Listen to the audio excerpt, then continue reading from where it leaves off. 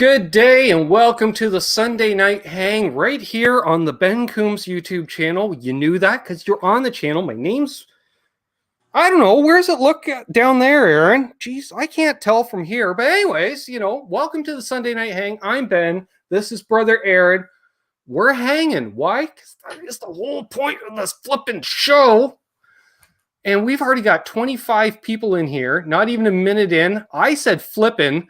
I didn't allow you to get a word in. We're now 106. Go for it, Aaron. Hi. What's up, bro? You're so not getting demonetized. We're good the last 2 times together. I've been amazed. I know. I think YouTube, like the rest of the world, has just, decade by decade, just lowered their morals that much more. I wouldn't be shocked by that. Yeah. So how's everyone doing? We've got a great crew. Look at, we got BC Rich 581, Randy Crooks, one of our favorites, Will Varela in the house. He's been pre-gaming here, warming up the crowd. Charles 75N, Frank Corcoran, Yosemite Nightcat, Dwight Bailey. Wow, keep skipping ahead. I haven't had a chance to scroll back. Mickey Settlemeyer, Dan in New Jersey, Thomas Santiago. Hey, there's the Albanian assassin himself, Kranar. Nice. There's Johnny. Great to see Johnny in here. JP page 2. I'm scrolling back. Frank Corcoran, Cushman, NYC, L&M Guitar Corner. It's a small corner because we know it's just Martin, but that's awesome. Late night in Austria for him and Kranar. Let's see. We've got James Paiva. Damn it, James. I was like, Paiva. I think sure, that. I don't know.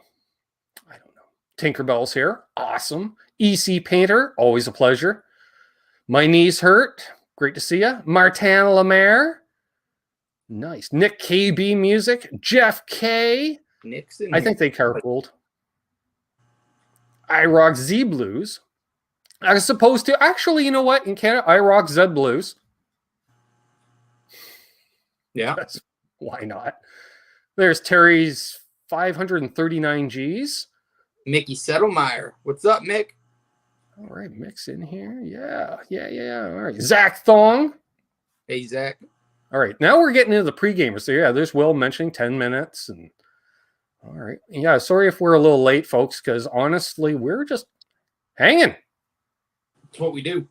It's what we do. Exactly. All right, there we are. Hit Metalworks. Terry Himes. Michael B. I wanted to get a hold of Michael B. I wanted to see if Michael B. wanted to come on next Sunday. Just saying. Well, Michael B. Come on next Sunday. Want to do the hang? Gary Davlin. Great to see Gary here. Oh yeah, we got quite the raucous crowd on this Easter Sunday. All the usual suspects. John DeShane. He says you're late. I know. Well, you typed that at 8:06, so you're late.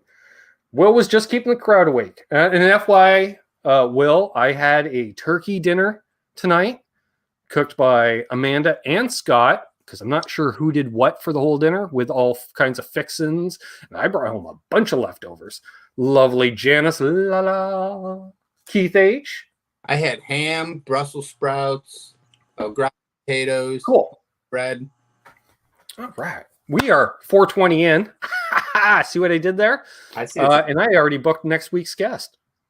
Michael B said, absolutely. All right, I'll send you the link to this next Sunday right through. I think we connected on the Book of Faces recently, so I can just send it through over yonder. Over yonder? Sure. Right, Doug? Right, Doug. Oh, not the red helicopters again. Jeez. We can't talk about those, Doug. You know that.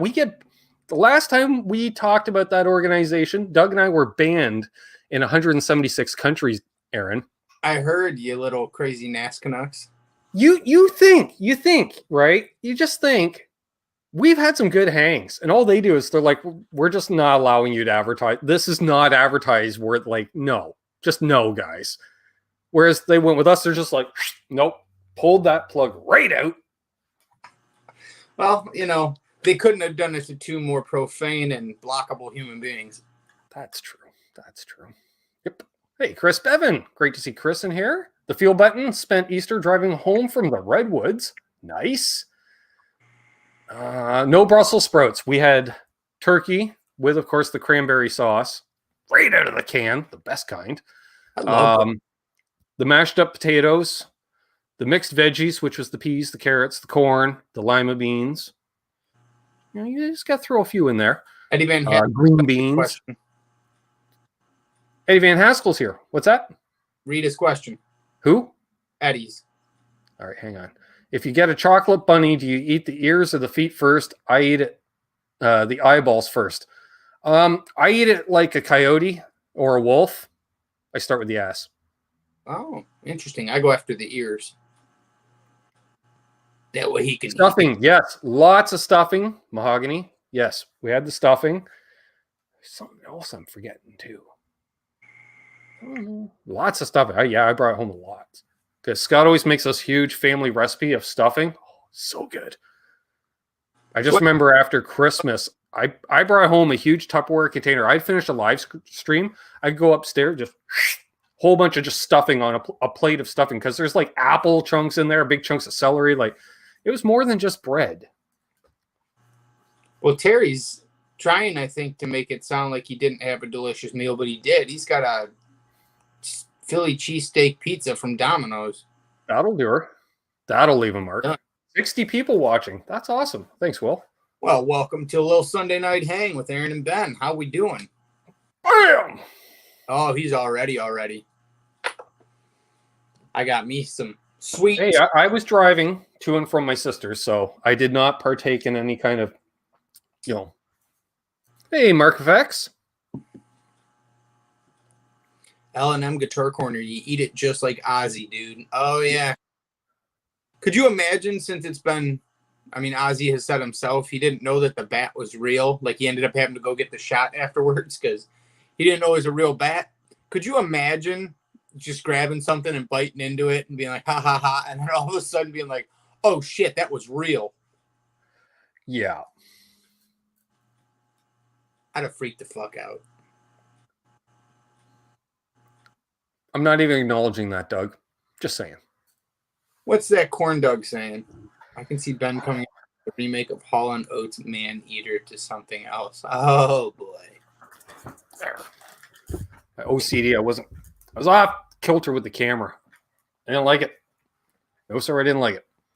My knees hurt. I got last Thursday and the Thursday before, I stopped and got pizza for me and the kids because they wanted it. And it was nice because I don't have them this weekend. So all the leftover pizza I ate Friday and Saturday. Hey, Chad. Good to see Chad in here. They say hello to XMG12, who apparently had lamb. Oh, sure. Wow. There we go. Somebody always comments. We always end up talking about food on this channel. Well, yep. What's interesting is how come nobody eats rabbit on Easter? Probably to avoid traumatizing the kids. Oh, yeah. Well, because they're going to think they're eating the Easter bunny. Life's going to do that anyway. I say we toughen them up. Yeah. Hello to Eric C. Vince RJ. Absolute Mayhem made it. Good to see you. Rabbit. Have you ever had rabbit? I believe so, yes. Yeah, I don't think I have. I don't know. I've eaten in more than one French restaurant, so I'm just assuming yes. I ran over one once on tour, and that scarred me for life. And Mayhem, just an FYI, this is what I'm down to. That should put it into perspective. It literally did when the autofocus kicked in. Mayhem says that I'm a hair out of line. Well played, sir. Ooh, John DeShane had smoked Italian spicy sausage and duck. Oh, wow. Now, being Canadian, duck can sound fancy depending on where you're from, or he just shot it himself. Yeah. Hey, Headstock Harem. James made rabbit stew one year. John says rabbit tastes like chicken. Oh, thank you, Terry. Will Varela had a girlfriend named Bunny. Does that count? Well, given that I'm sure you stabbed her, yeah. Yep.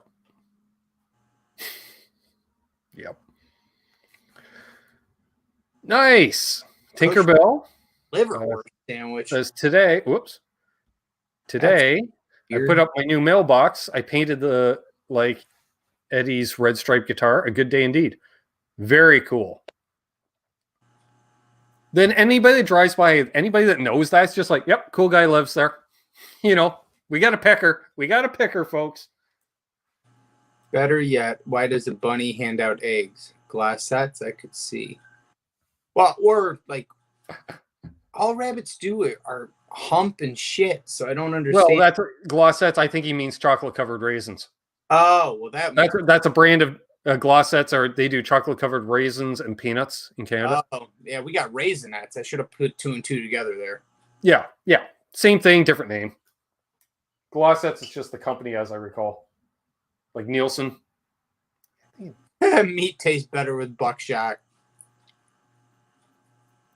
Ting! Hey, the original Paramutants here. What's up, friends and neighbors? That's right. Will Varela, I meant with your man sword.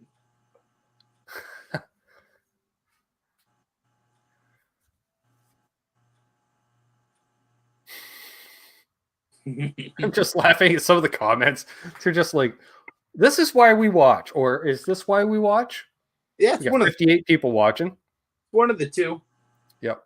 Please like and subscribe if you're new, folks. I do appreciate it. Helps with the algorithm. Yeah, that's in there, and hopefully we'll hit the milestone soon that a few people are already congratulating me on. I'm like, whoa, you just wait. Yeah, you're close. Getting there. Thank you, RJ, yesterday morning. I don't know if RJ's lurking or not, but thank you very much, RJ, for the shout out and the plug. He said not just like his usual shout out, which thank you very much every week, but he's just like, I said I was like 50 away, and he goes, we should be able to fix that today or right now. I was like, that would be awesome. Did you see a nice little bump once RJ said that? Yes. I'll translate. Yes. I made about a dozen new friends. And a dozen new friends, yep. Well, Varela, yes, 3K, that's second grade. One can hope.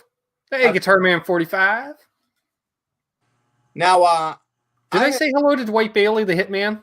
You did. I said hi to him, too. All right, good. Because his original said a hello, Aaron, and threw some horns. Nice. I have not seen the King of Marseilles in here. Not yet. I'm expecting him to arrive at some point, but it is Easter Sunday. So I do that's why I want to say an extra special thing. We got 60 people in here on Easter Sunday. Now, I'm not a religious person, but I'll take advantage of the holidays like anybody, because why not? If you're giving them to me, I'm not going to say, no, thank you. Get together with, family. That's what you do. Well, this is true. And I appreciate anybody taking some time out on Easter Sunday to come hang with me and the bearded Ben.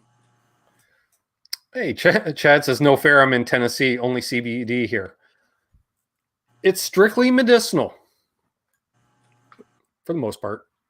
Let's hope settling that turkey dinner, I'll tell you that much. Jeez. But yeah, great to see Chad in here. So far. Oh yeah, I forgot. Yeah. Karma Day for Doug. It's we want to wish a very happy birthday to Karma.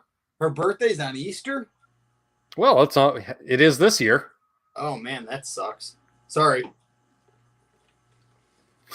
Yeah, with all the zombie shows where you to dead right.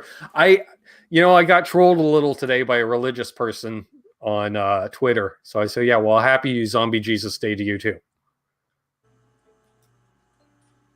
Makes sense. Yeah. So I get it if you want to leave a thumbs down, but hey, Milt.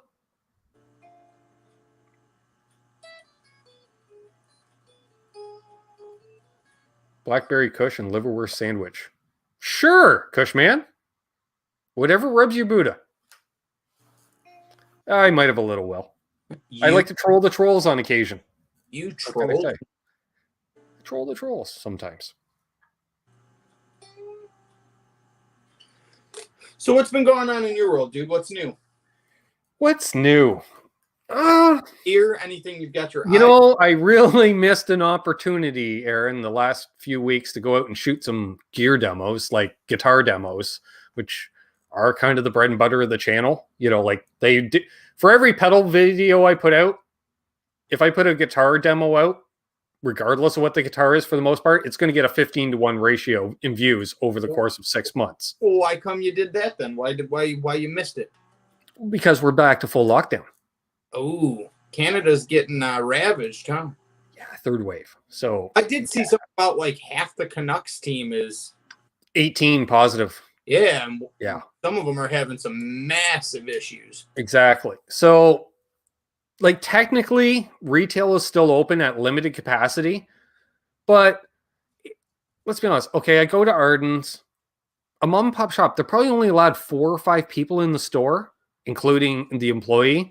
So, why, if they actually have some business, like, one, I would be the first thing I'd be like, I'll grab my stuff and go outside, obviously, so someone else can come in.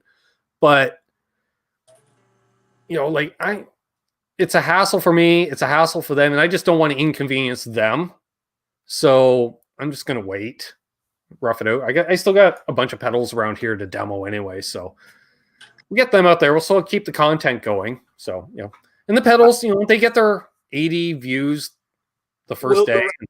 Will Varela and Vin's RJ. Yes, this is my number 1 guitar. This was a limited edition release they did when Chapman signed on with Guitar Center.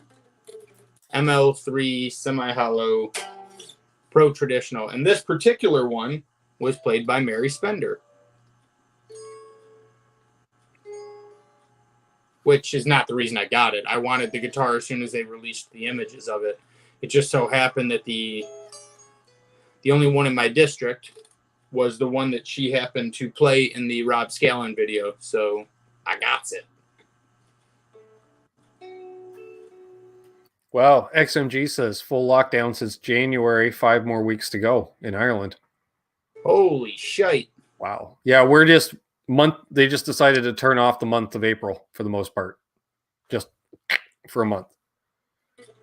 Well, I got to get more stuff, Mayhem. That's the key. That is the key. And it's just been convenient that when something comes in, she's usually around.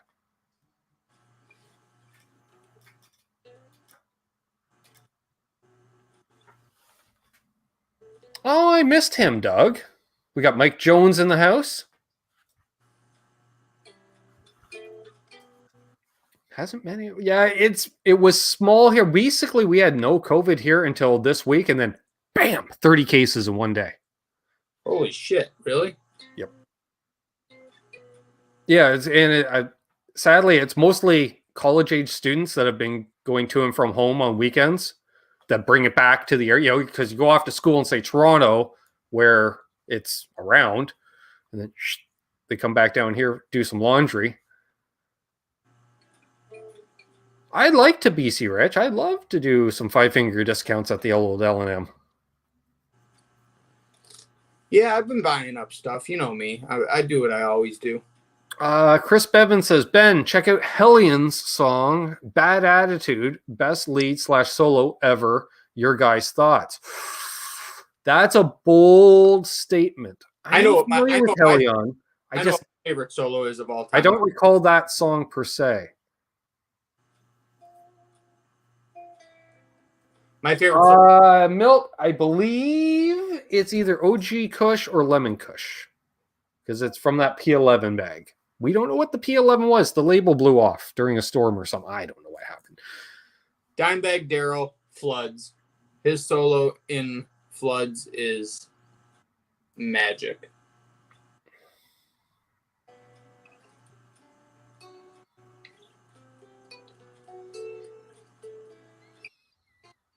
He just does such a good job in that solo of there's bluesy riffing and then and it's just an amalgamation of awesome. I don't know. I could throw it a random Eddie Van Halen solo, for instance, or someone, arguably, because it's an instrumental, the whole thing's a solo. Look at Stevie Ray Vaughan's rendition of Little Wing. That's if true. That doesn't move you, just off the top of my head. Makes perfect sense to me. Yeah, and down Doug's way, COVID's been bad. Yeah, I'll definitely check it out, Chris. I remember Hellion. The name is right there. Yeah, Hey, Super Gigawatt.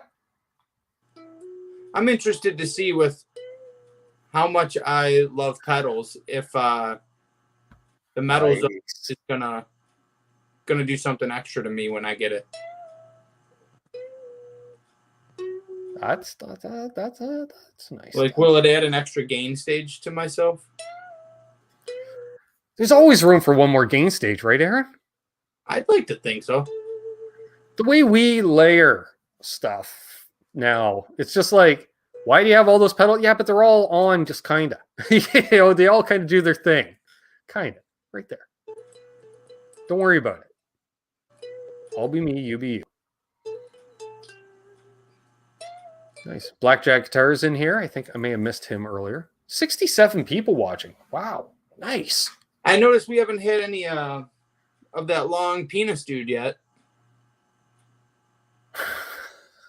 What? LPD. Oh. You don't remember that one broadcast where I said LPD stand for long penis dude? And he didn't deny it. Well, you know. Yeah. He doesn't want to show off. But I'm really liking. Well, he's been pretty damn busy because he just released the Rival got the official release, I believe, Friday after we got the email like Monday, Tuesday. I really like how that analog delay sounds. I mean, I have tons of analog delays. I have a Panther Cub on the floor down here from JHF, but I have lots of delays. So I was like, shit, maybe I should get a Rival just because I love LPD and it just depends. Do you use longer delay times or not? Do you use really long delay time? Because all it is a longer delay time version of the White Rabbit. And the White Rabbit's pretty long delay time. You know what? You saw my demo of the White Rabbit. It's as long as the carbon copy. So I leave a hall reverb on mixed low with a quarter note analog delay on. Those are on the entire time. And then I mix over the top of that various other delays. Like a lot of times I'll do a tape delay set to dotted eighth, and I'll add that on top of everything else. All right. We've got, yes, a technical question. All right, Mike, I'm not going to announce or pronounce. I'm not going to do either of them with your last name, Mike. Love you, though. Dude, it's Capsamalis. It is Capsamalis. And how do I know that? Because I was friends with a girl in high school named Jamie Capsamalis. Of course you were. All right, so he's going to float. He's going to float a strap bridge. Nice. What is your thoughts on replacing the nut with brass or roller? Well, that depends, Mike. Are you going for a vibe with this? Like what? And what I mean by that is, do you want it to look more 70s, early 80s, or do you want it to look more 80s? Like without a doubt, 80s, because that's the roller for sure.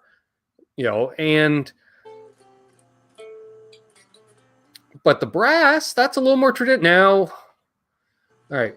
I was going to say tone differences, but if the rollers are brass, I think that negates a tone difference between a brass nut and a roller nut. Makes sense. So depends on the look you want to go for. The brass nut's definitely less invasive. Because I'm thinking, I don't know if they make a roller that would just fit right into a standard slot like that. What's up, Fruitcake Tony? So what would you say is on your, if you had the money, and don't make it something ridiculous, not a Dumble, but let's say if you had X amount of dollars, what would be the next thing that you would get? A new amp, a new guitar? Oh, definitely guitars. Another, what's that? Definitely guitars. What would you get? Well, I've been lusting over an ES 175 since you've known me. Yep, that's true. I really want a hollow body in the arsenal. And I really would like to find that, just that nice 175 at the right price. I could care less about condition as long as it's not falling apart. So player grade, that's fine. Want a baritone guitar as well. I'm in the baritone camp soon too. Because I've never liked 7 strings just because all the damage that I've had to this fucking hand, the wider neck. Brutal in my hand. Yeah, I'm not there to play where I need all 7 strings. If I get playing a baritone, it's because I'm playing a big high lead. Exactly. So, and a 12 string. I want electric 12. I'd be interested in it just for layering when we record. Yeah. Other than that, I still want that 57 Tele I played at Carter's. Yeah, we should have thought about knocking off a bank because that was a good price. What was it? It was 26, I believe. Yeah. 25,750, I think. And we were both like, holy shit. And that was a beaut. It's got to have gained at least $5,000 in value since that day. Dude, that thing was so resonant. You were just sitting there in a music store with, I don't know, 50 fucking people in there. And playing acoustics. Playing acoustics around you, and you could still hear you like, no problem, which is... Yeah. And I remember Buddy comes up, and he's like, you want to plug it in? I'm like, fuck no. Yeah. No, because I have a credit card with the line of credit in my pocket, large enough that I could have walked out with that guitar that day. I'm not sure if I could have returned home with the guitar, but I could have walked out of there with it. You'd have been being a U.S. citizen and staying with me. Pretty much. It's no fun being an illegal alien. Yeah, no, my big thing right now is obviously, I'm going to buy an ES8 switcher, upgrade my switcher, and I was going to do that. I mean, I have the money to do that right now.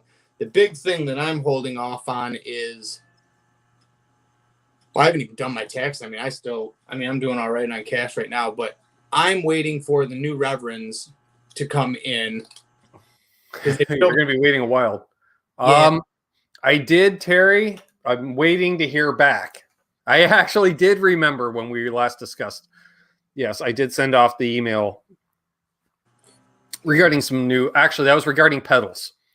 He said, why don't you hit up Eastwood about a baritone? I'm like, oh, I've talked to him about that. No, I get to do pedals for the Eastwood company. That's my affiliation with Eastwood Guitars. I'm one of their pedal artists. I basically have the next, 3 guitars lined up. I'm going to go Reverend, Revolta, and then a Strat with a humbucker on the bridge. That'll probably be the next 3. Okay, we got a bunch of things in here. Yay to Reverends. There's my lovely sister Amanda. I was not expecting you tonight. I figured she'd be passed out from tryptophan. Yeah, was she drinking? Nope, but turkey. A shitload of turkey. Turkey and kids running around and energy. You know how that goes. Reverends are in short supply the rest of the year. If you want an update on Reverend, just watch the latest Flipside Music FAQs because they talk about Reverends. I believe it was brought up by Great Vanzini. Well, what's weird, though, is, Guitar Center's probably got precedent because they're so damn big, but they just took, 6 or 8 models and changed them from pre-order to available. Yes. So I'm like... Because they're finally getting the shipment. They're going to get the shipment in. They're going to be able to fulfill the orders that are there, but they're going to have next to no inventory. Well, it's going to be literally a couple per store, maybe. Well, maybe I'll just go ahead and order it now then. I think, the day of being able to go into a guitar store and buying a guitar is sounding very much, especially in the US, rarer and rarer for a while, like at least a year at this point, because, dude, Martin Guitars is sold out for this year. Yeah, I heard that. Right? Fender is almost sold out for this year. Guitars. Somebody just said, hold up my Chapman and show it off. That's my beauty. And that's speaking of which, there's unfucking believable. I do that. Unbelievable in here. Let's see here. I want to also say, where was it? Come on. There it Will, is. you're gonna build guitars? Nice. Will's been building guitars for years. I did not. XMG12 says, Ben, thoughts on a Tele versus a thin line Tele? Really a different guitar? Yes. Mainly because most thin lines also have like the wide range humbuckers. Do they not? Yeah, I mean, a lot of them have the wide range in the neck, but not. I mean, not all of them, obviously. Yeah. But yeah, which I can't stand those pickups myself. That's me. I'm not a fan of them. Never owned a thin line. Never bonded with a thin line for whatever reason. I don't know. I don't know if they really lose any spank or not. I got to really sit down with one to tell you the truth to see, like, for a month or something to really decide, or at least play it through my rig. Then I'd know. Yeah. You can do whatever you want, Brother Paul. Good to see Brother Paul Leonard Ewing of Stompbox Steels in the chat. Everyone should check out Stompbox Steels. Great blog. You think you know about pedals, Aaron? Yeah, that's what you were saying. You were saying he's done, I don't know, a couple thousand or something like that, right? Oh, I don't know how many. That's the guy for me to know. Then I mean, I probably had, I don't know, 300 or 400. I can do that, Will. Will wants me to give you his email after the show. Easy enough. Yeah, we can do that. Hey, Simon. And a new Squire Strat guitar, hardtail, and Sunburst Horizon. Nice. Yeah, I'd love a hardtail Strat at some point. That's always been on my list. Terry, yeah, the Gristle Masters look freaking rad. I'm still just not. I don't want to have to charge my pickup. That's the Don't even start. What? Him. He's trolling me, Aaron. He knows. He cannot talk about pedals. Why can't you he know not? That specifically means he's been talking with Long Penis Dude about pedals. Oh, that's good. He gets stuff before we even know about him, Aaron, because he's a dick that way. And welcome. Yes, I saw your comment on Patreon. I saw your comment. Yeah, I'd love to have you back on sometime. He says not till summertime. In the summertime, expect a return of Unfucking Believable on here. Yeah, he's the guy, Aaron. Reviews as of today. That's a lot of fucking reviews. Okay, I was hounding Lawrence during our Nashville trip. That's when I started designing my signature pedal, right? Our Nashville trip. Initial stages. 2 years okay. ago. Yeah. Going on 2 years ago. At that time, remember what I wanted from him? I wanted modulation. Oh, no, won't do it. And then all of a sudden, Unbelievable shows up in the chat, right? And he goes, I have Lawrence's new chorus pedal. And I'm like, wait a minute. Wait, what?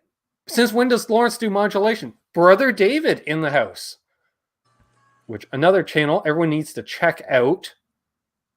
Because I imagine if Lawrence is doing a course, it's going to be like an all analog course. It's awesome. That's all I know. It's awesome. I want it. It's got a blend option. Enough said.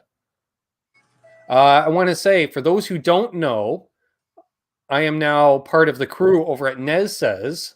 We are live every Wednesday night at 8 p.m. Eastern for the foreseeable, haha, I got the word out, future. Myself, Dave Nesdall, and Ty Price on the Nez Says show every Wednesday. Maybe Terry can throw a link to the channel there. Please subscribe to them. Yes. He did arrive. The one, the only. Boner Jams. All right. Now it's a party. When we said long penis. Oh, see, yeah, you said long penis. That probably conjured up. Boner Jams knew he had to arrive at some point. Well, and that's exactly what he said. He said, somebody say long penis, I'm here. And I was like, there we go. Perfect. So, yes. Or you can just search Nez Says on the YouTubes and get into on some action. We have some fun. We have some great guests, and sometimes it's just the three of us hanging, and it's fun. It's fun. And Dave shows off some awesome stuff. He's been going down to Oh, I want to get the name right. Well-Strung Guitars or Well-Strung Music. Is he is Nez out in New York? Long Island. Long Island. Okay, yeah. Yeah. He well-strung. Dude, the guy's got like half a dozen 59 Les Pauls in the shop. Well, He's got rows of 53 Blackguard Teles. There's your money for a rainy day. Christ. Yeah. He makes Carter's look like a shitty Guitar Center. I love Carter's. Yeah. Where's the Red Kramer? It is right over here. We can get at the Red Kramer. Show her off. Thank you, Terry. There's the link to Nez Says. And I totally flaked. Dave found my phone. Found it later that night. Oh, there it is. There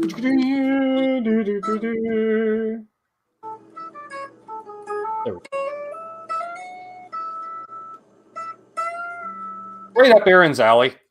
He needs one of these. I like if I was going to get a Kramer, I would get the single pickup. I'd rock a single pickup.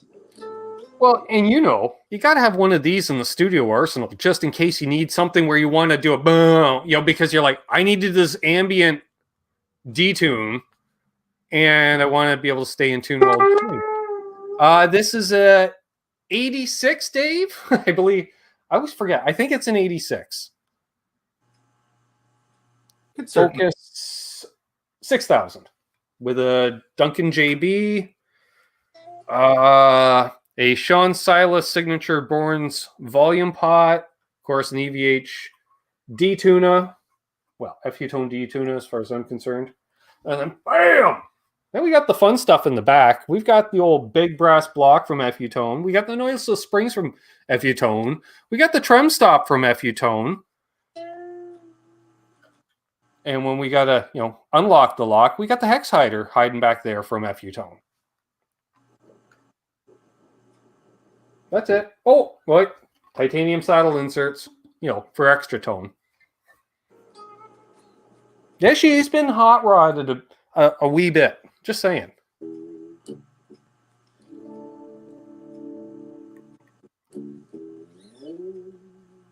What's it tuned to? Boner James asks, drop B for my pleasure. Not this one. We keep the Mockingbird in D standard just for Boner Jams. That way I can just drop her right to drop C at the drop of a dime. It's a good tuning to be in. Well, it worked for Motley Crue. And in my band, One Day to Live, we played pretty much exclusively in drop C. Yeah, drop C is literally what we played in that band that I was in any given week that was signed and toured all those years. Right. It was all drop C. Which is why when that band ended and I went back to not in drop C, I was like, well, I'm staying in drop D at least. Well, I'm glad I'm putting this back here because I just noticed my amp's been on during the whole show, so I took her off and turned her off.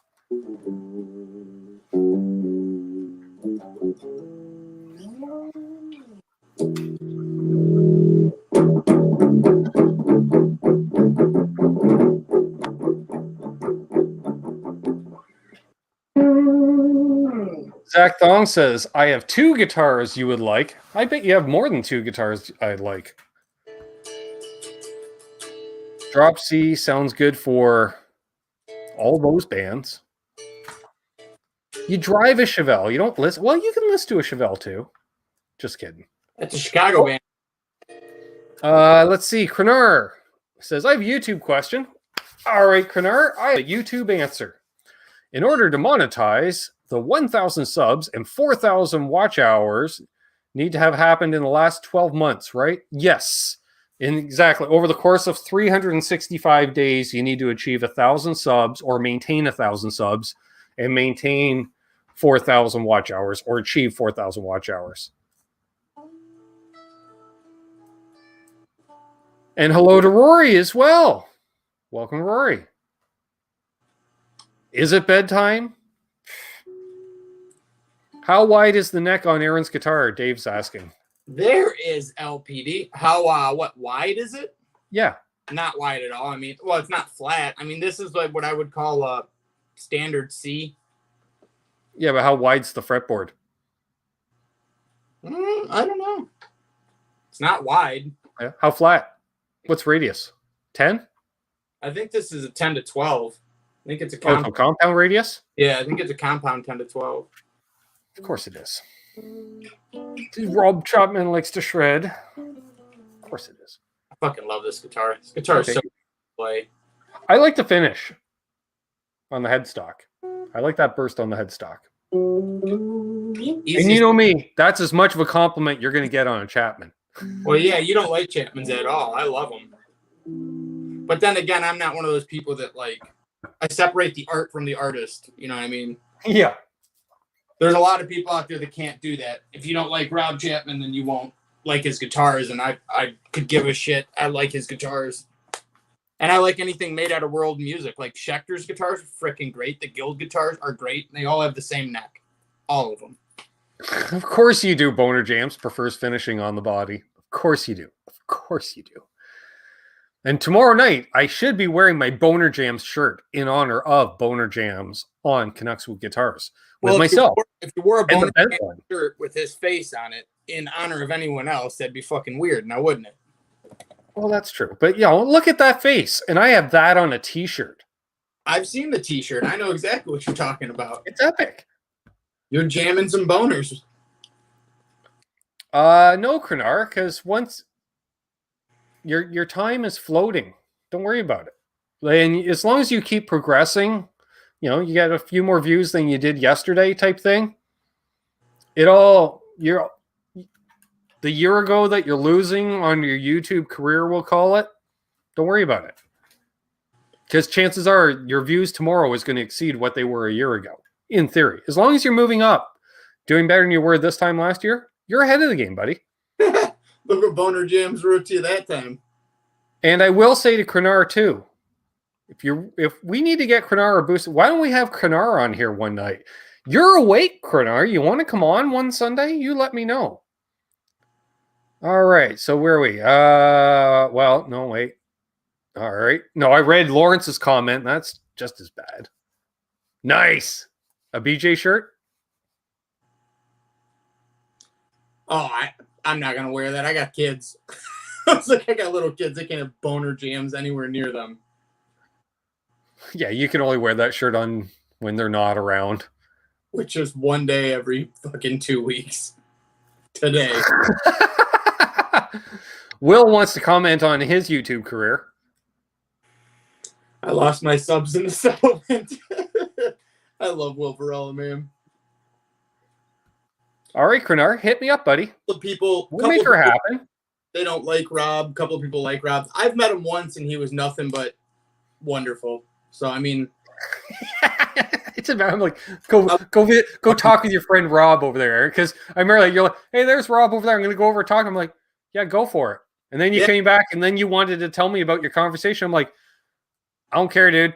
Yeah, I mean, he gave me. If I cared, I would have went over with you. Gave me a big hug. He was super sweet. Yeah.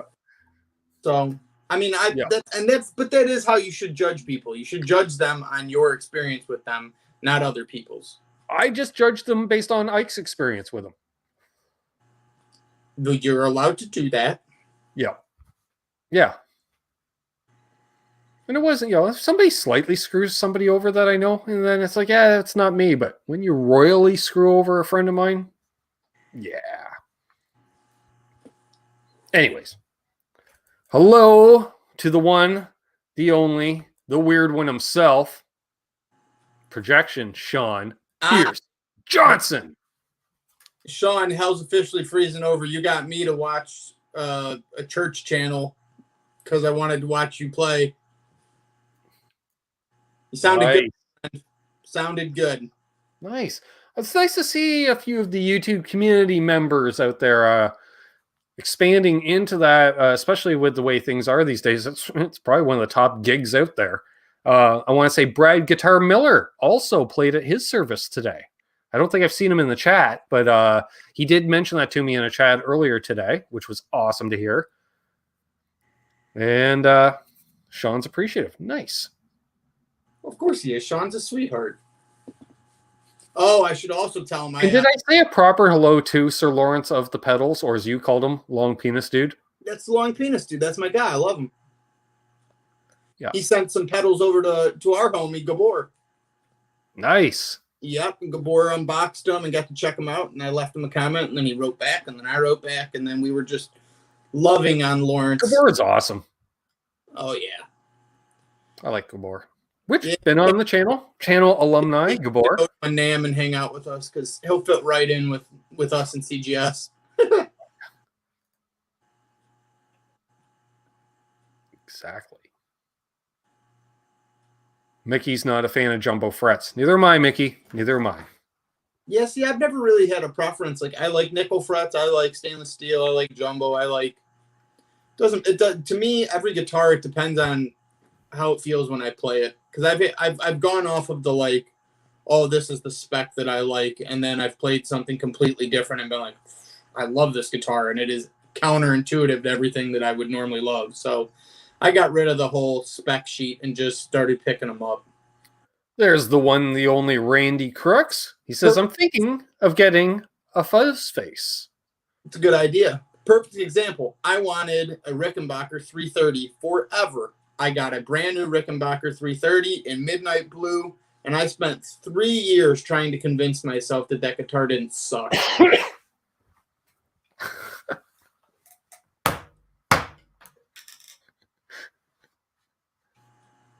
Of course, when it's Aaron and I, it's always a vape fest, for one.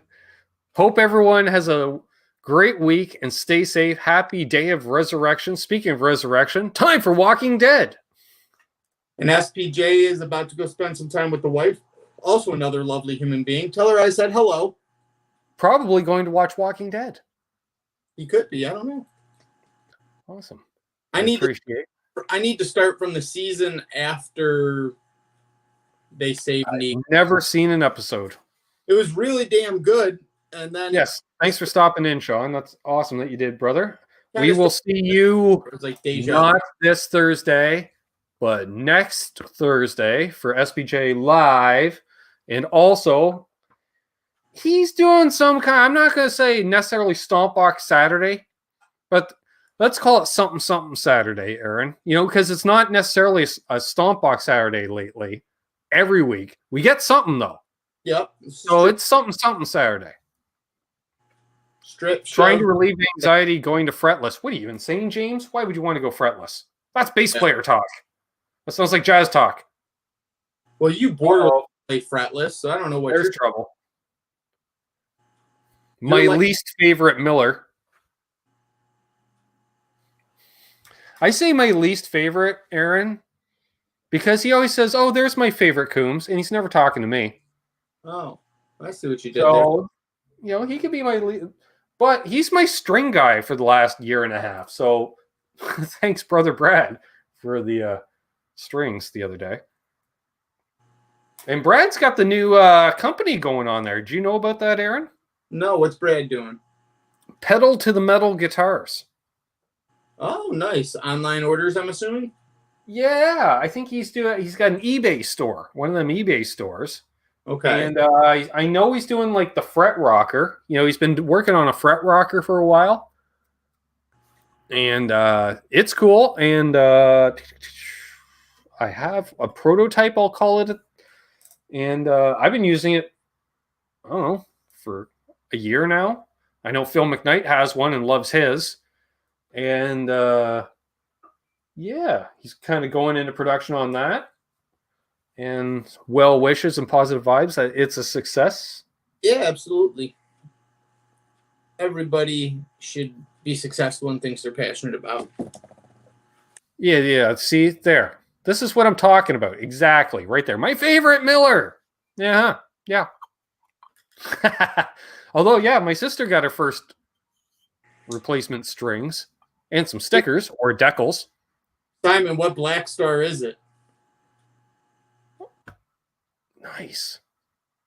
A Black Star amp. Yeah, because they could be one of those little battery-powered Black Stars, and that's not worth 600 pounds. No. Yes, exactly, sis. We know. You're his favorite. Good. I'm not a big fan of, like, the Silver Line or any of that stuff, but... I think Lawrence has one of those fret rockers too. Well, there you go. I have one of the originals. Nice. So he sent them to all the most important people. I see. Smart. It's not decals. It's decals. I don't know. My sister lost some DNA on that part of the family or something. I don't know. Does she say toque or does she say beanie? Yeah, she'd say toque, but she says decals. Yeah, that's right. You got the badge of honor from the cease and desist from the EVH community there, Brad. Brad did have a tribute to Eddie up briefly for sale online. Really? Yep. They straight up put the kibosh on it? Oh, yeah. Oh, yeah. They went the way of the big G and sent him a cease and desist? I'm just looking. Do I have... Oh! He says toque all the way and then decals. Yeah, apparently you can't sell this. Well, it says EVH on it, right? Yeah. That's the part that's trademarked, not the painting, I don't think. Well, and the stripes, too. Oh, the stripes are, too, huh? I'm pretty sure Eddie was able to trademark that. Interesting. Yep. The one, the only, the great Vanzini is here. I wouldn't have thought like electrical tape and crazy patterns was able to be patented, but I guess if you did a specific pattern, maybe. Sure, exactly. I don't know exactly, but pretty sure. All right. Wow, we got 66 people in here. I think we were flirting with 70 earlier. That's insane. That's a good hang. Thank you one and all for tuning in this evening. So if you have any questions or anything, or comments, topics, you're all part of the hang. We just Craig Tomlinson's got a question asking us if we have any good suggestions for online beginner bass lessons.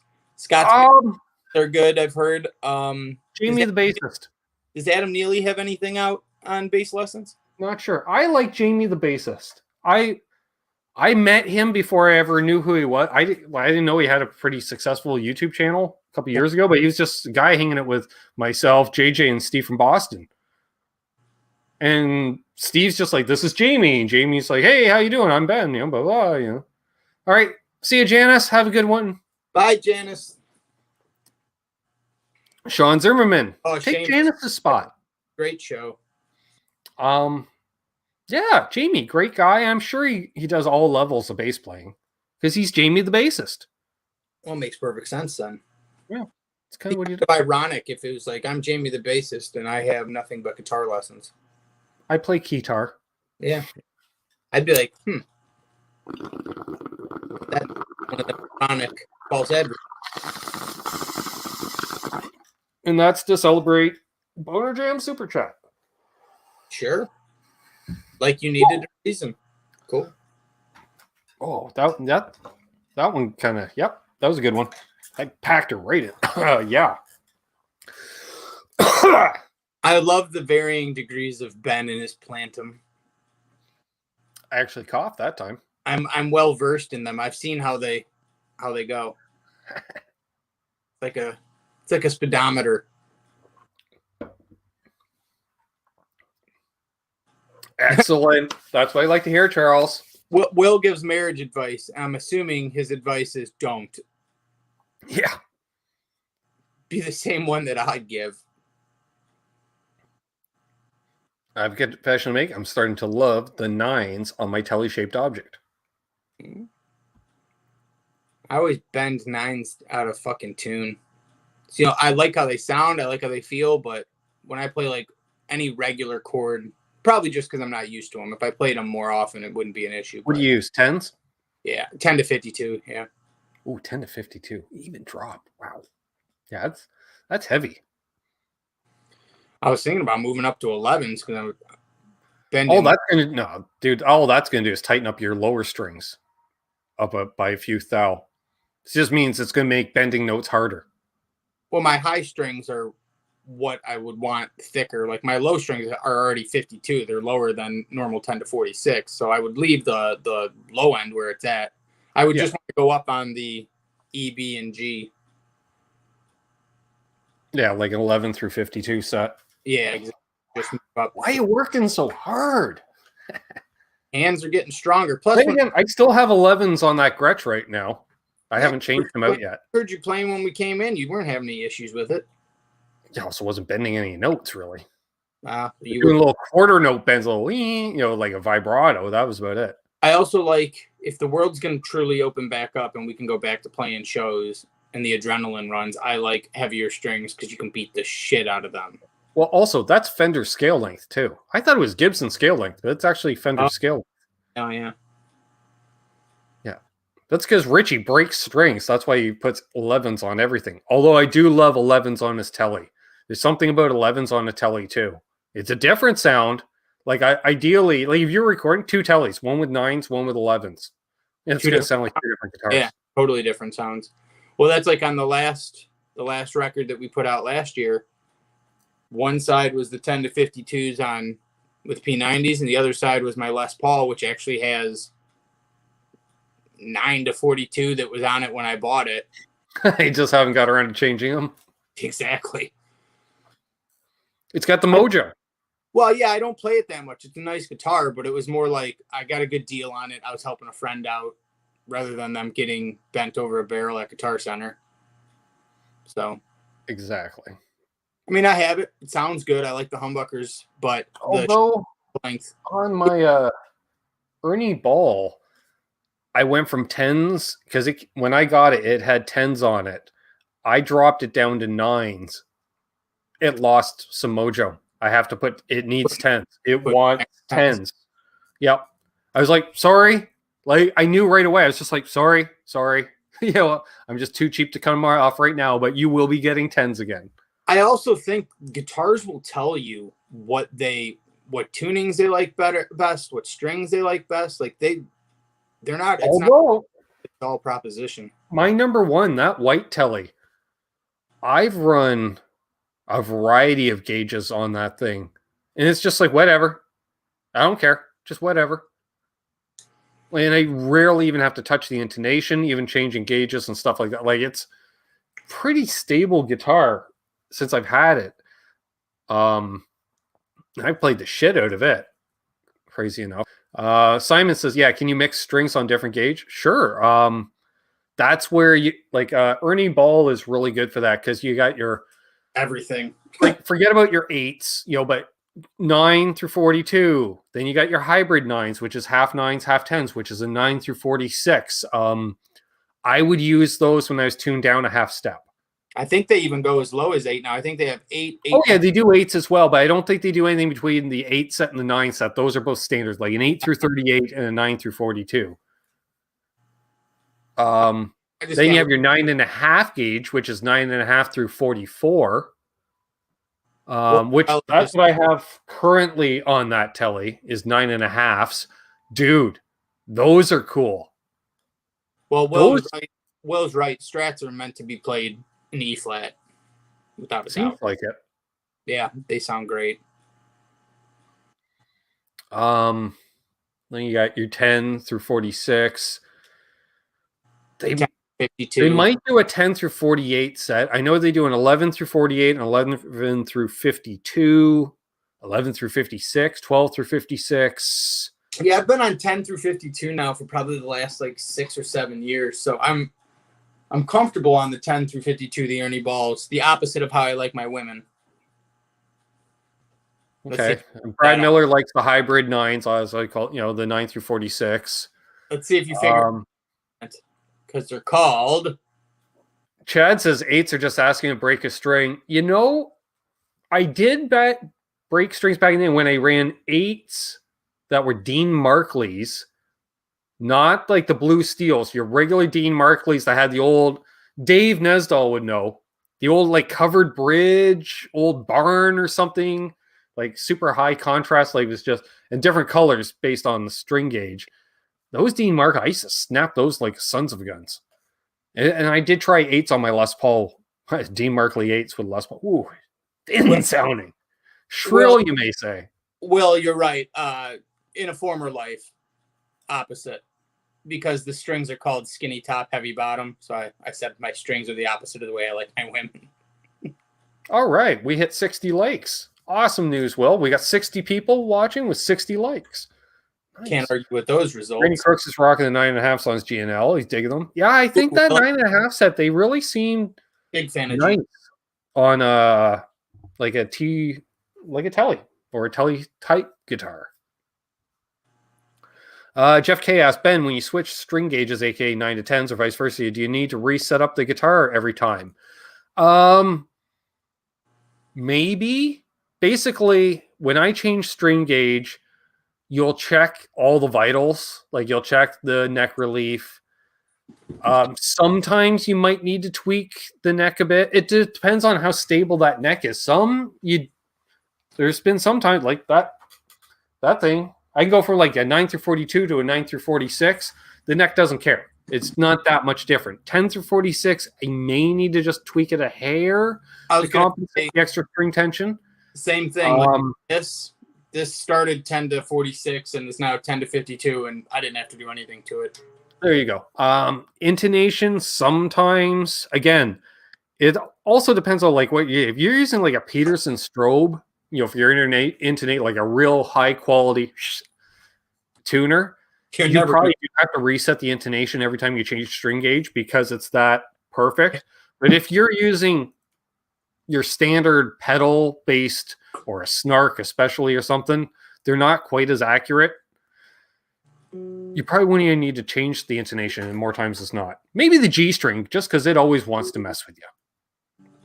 Same as messing with nut slots too. If you got a nut slot, if you're going up one string gauge on a guitar that you've been playing for quite a while, there might already be enough little play and sloppiness in that nut where you don't really have to do anything either. And if you're in Aaron's case, you just crank up a thicker E string. And if it's not seated in there perfectly, he'll just crank her up to standard and drop D half a dozen times, and that'll just saw her right into place. Real nice. This is true, or I'll use the actual string. Or do the old trick, a very thin piece of sandpaper around the string, just shh, shh, yep. Shh. Just that's it, folks. Just a little shh, shh, just a little something. Just you don't want to hog her out there. You just a little. Shh.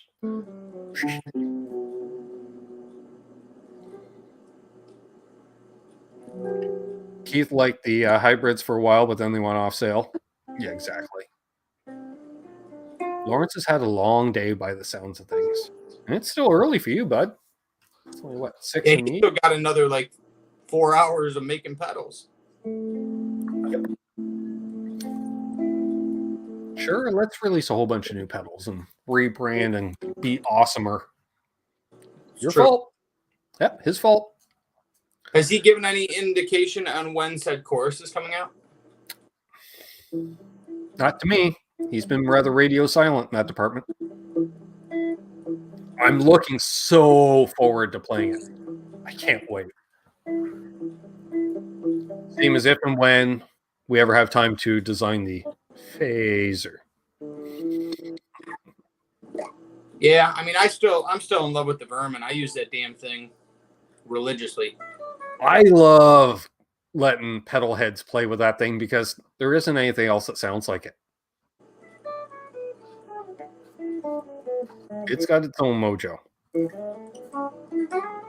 So Lawrence does the old, I play 9s on my Fender scale, 10s on my Gibson scale. I get it. I put 10s on my Les Paul not so long ago. And it seemed to like it. It brought it to life. So I might stick with that. I don't know. Could be one of those guys too. Mickey's been taking those 9.5 through 44s. They're cool. I like them.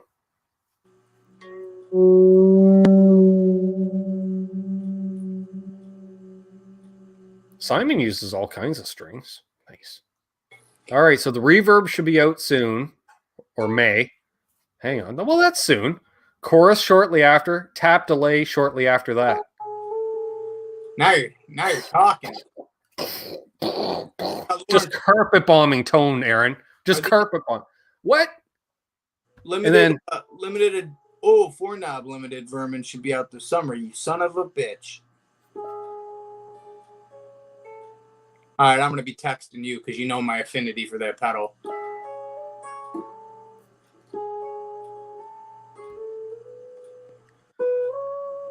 Makes So are sense. all these, Lawrence, are these all going to be limited edition releases? The chorus, the delay, what was the other one he said?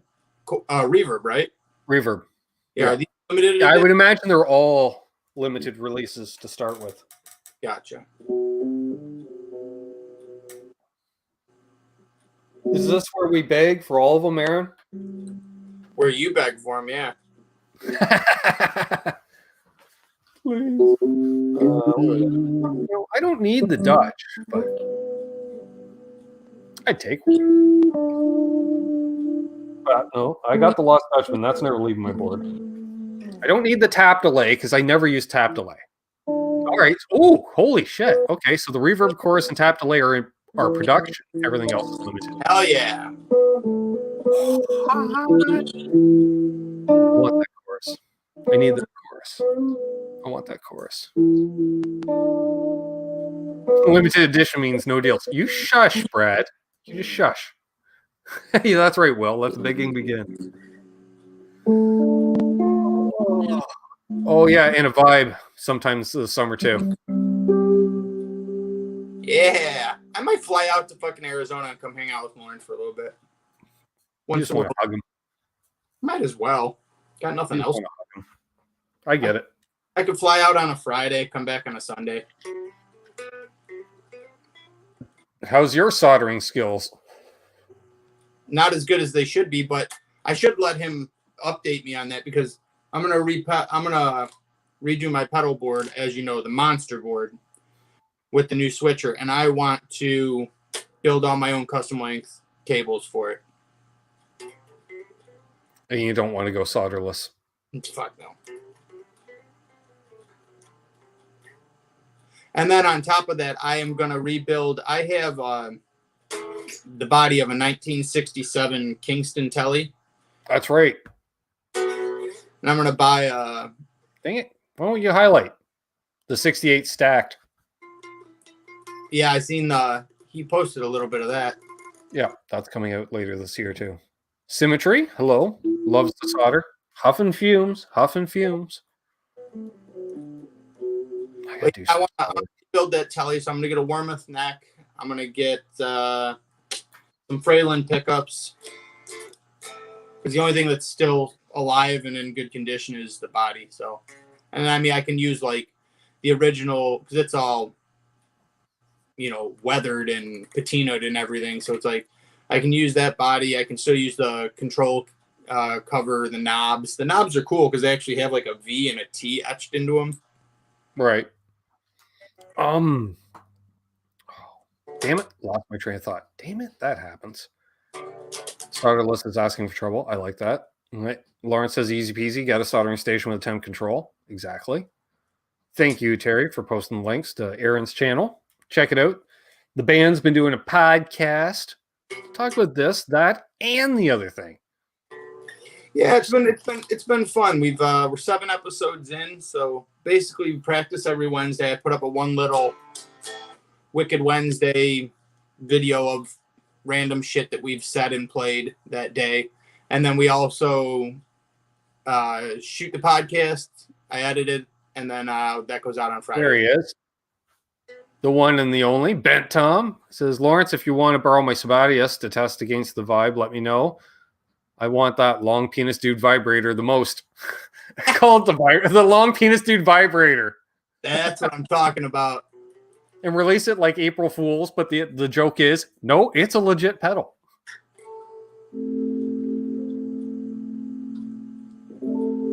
Will says, Aaron has a channel? Who knew? Yeah, Will knew because he comments a lot, and I love it. Yeah, when it comes to Aaron promoting his YouTube channel, Aaron's like the dude that we're all at that local gig where there's a bunch of bands playing, and he's that dude that's leaning against the wall, and they're like, who's that dude? Oh, he's that dude that's in that band, but he never talks about his band. Like, oh, yeah? Yeah. So what's up with him? He's just a cool hang. Oh. Like, he won't talk about his band? Well, if you ask him, he will, but he's not going to shove it down your throat. You're like, yeah, no, I definitely am not going to shove down people's throat. I mean, we're not the best band in the world. We're not the worst band in the world. We're somewhere in between. Good enough to sound like Rusty. Good enough for me. Well, thanks. Yeah, no, You know what I mean? You had that vibe, and I'm like, I'm in. Like, I think it was like 20 seconds. I'm like, all right, you got me on the first song. Yeah. So, I mean, I dig us, obviously. yep. Speaking, ironically enough, so I get this.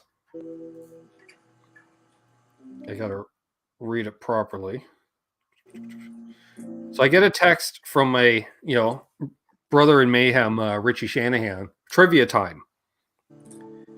He says, "Who was Rusty's touring sound man, Nash the Slash's touring sound man, and did sound for the first time Jane's Addiction played in Canada?" Who was And it? I'm like, I have no idea. He goes, one, Scott Thomas Rafi. I'm like, fuck you, Rafi. Rafi is this. Rich has been hanging out at his place for since COVID started. They've had a little bubble where they've still jammed and recorded every weekend for the last year. So he's just been working on a variety of stuff. Rafi's currently dating Rob Reiner's sister. Not Rob Reiner, the actor-director. Rob Reiner isn't drummer from Anvil. It's fucking insanity. Okay, so he's known the Anvil guys forever and a day, so it's kind of funny. I think they grew up like across the street from each other or something like that.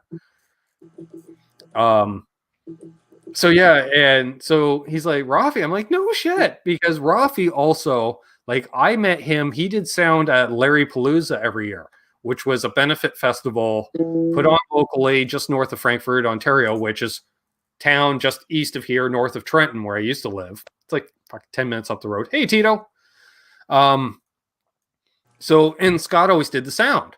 And so I knew he did good sound because he had a good sound system and, and knew his shit. And he'd be like, he was one of those guys that would actually patch himself through your floor wedges so he could actually communicate. First of all, I'm like, brilliant. Thank you.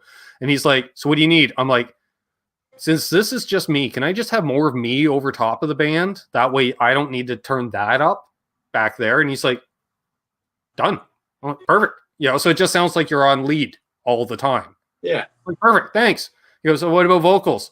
I'm like, I don't need to hear the other harmonizer because I know his parts. All I need is a lead singer for vocal cues. Because you forget how much you take vocal cues, how important they are. Like, until you try to practice as a band, like if you don't sing, for instance, because if your voice is screwed up, band practice isn't the same.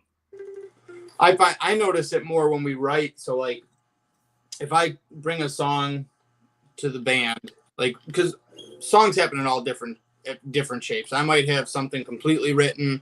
I might have, see you, Tom. I might have a verse idea and we end up coming up with the rest of the song. Or we might just jam on something. We all are like, that's the shit. And we start jamming on it.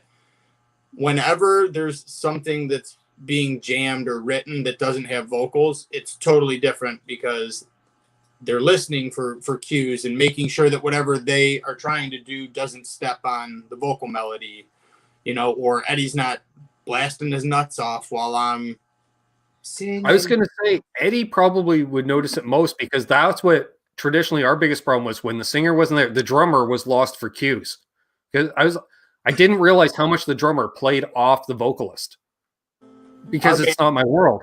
They both do. Yeah, I was like, now I understand why you're always screaming for more monitors.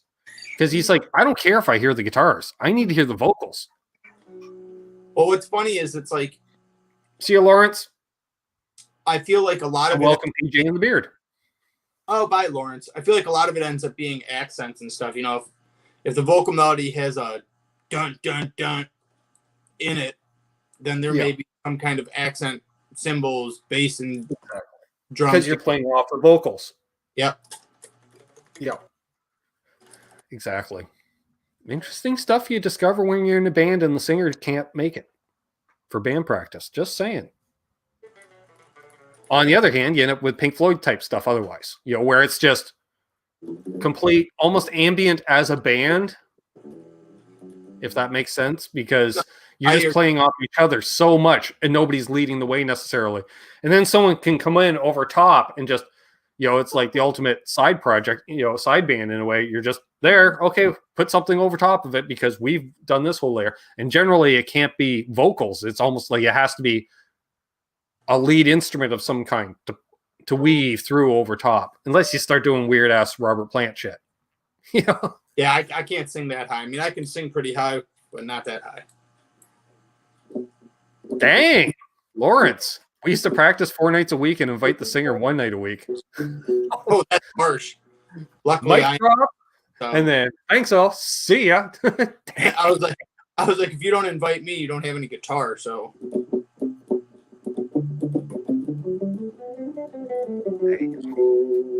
I used ambient, now I just use Ben Gay. Fucking Will Ferrella. Oh, Will. God love Will. I adore that guy. Cushman's asking how you like that guitar.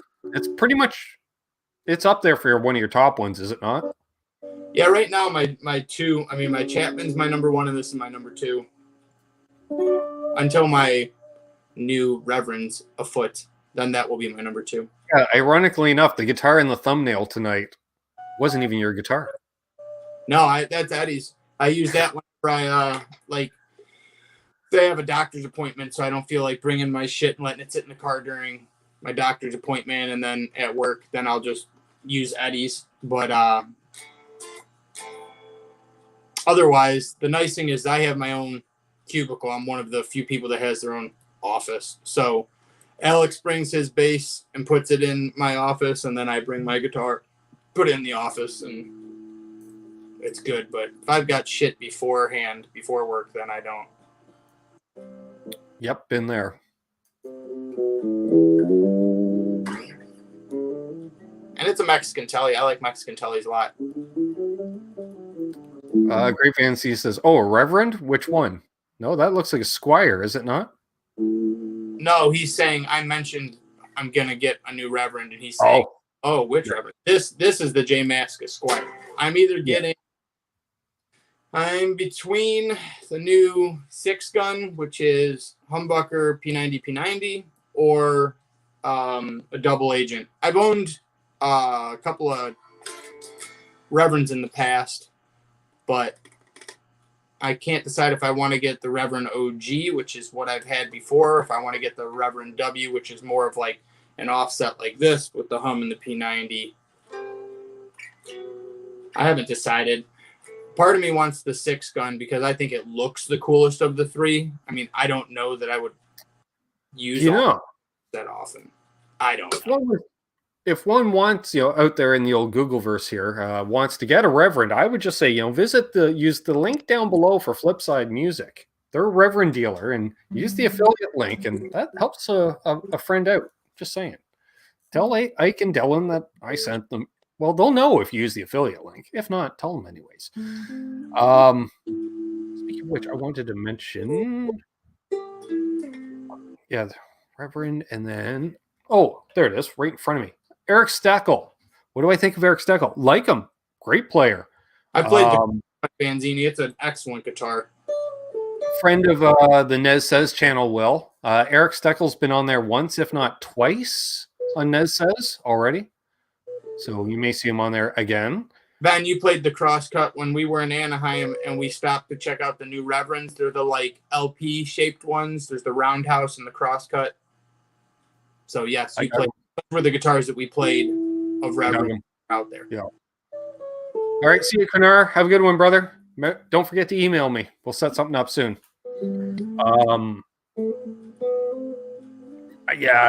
Talk about just feeling like those guys treated us well. Like, you would think the way they treated us, you would think we were the Guitar Center reps for the amount of volume that Ike was moving. Like, they treated us like royalty. I have a problem with Reverend since I've stood in front. I see what you did there, Will. Yeah, no, and their media guy, I've still got his card because he's in a band that was my band. That was something that him and I were. Yeah, because they're out of the Toledo area. Yep. which is only, I mean, I can go straight east on 80 and be there in 5 hours. Oh, yeah. Yeah, it's halfway to my place, basically. Because I think I can hit Toledo in about, like, assuming not factoring border wait times, if I can just breeze through the border, in theory, 6 hours? Because I think Toledo is only about an hour south of Detroit. I could be wrong. Maybe somebody is from that geographical area of the Googleverse could comment on that. But I think Toledo is only a little over an hour south of Detroit. I do love the fucking trem on this, though. Technically vibrato, but you know what I mean. God damn you, Leo Fender, for calling it a trem. I know. It vibrates. Well, and he knew it. The only reason he did it was because Paul Bigsby had the patent on vibrato. Yeah. And that was cool because Trev Wilkinson told that story when he was on Tone Talk. All right. I was correct from Mahogany. Thank you, sir. PJ and the Beard said if they open the border, hopefully be by June. Yeah, you'll be able to get up to your cottage this year. Nice. I mean, you hit Toledo. What did Toledo do to you? Thanks, Will. Thanks. Yeah. I'm enjoying this Twin 12 by JHS quite a bit.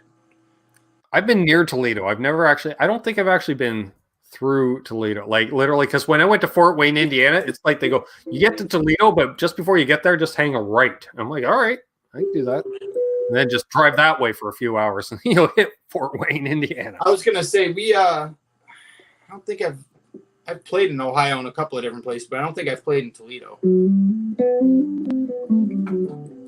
Like I played in Cleveland.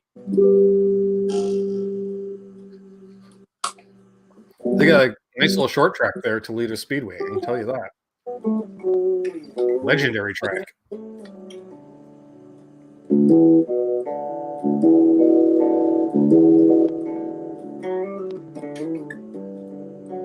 Oh, we still got 55 people watching. Awesome. Thank you, everyone that's tuned in this evening. Just any questions?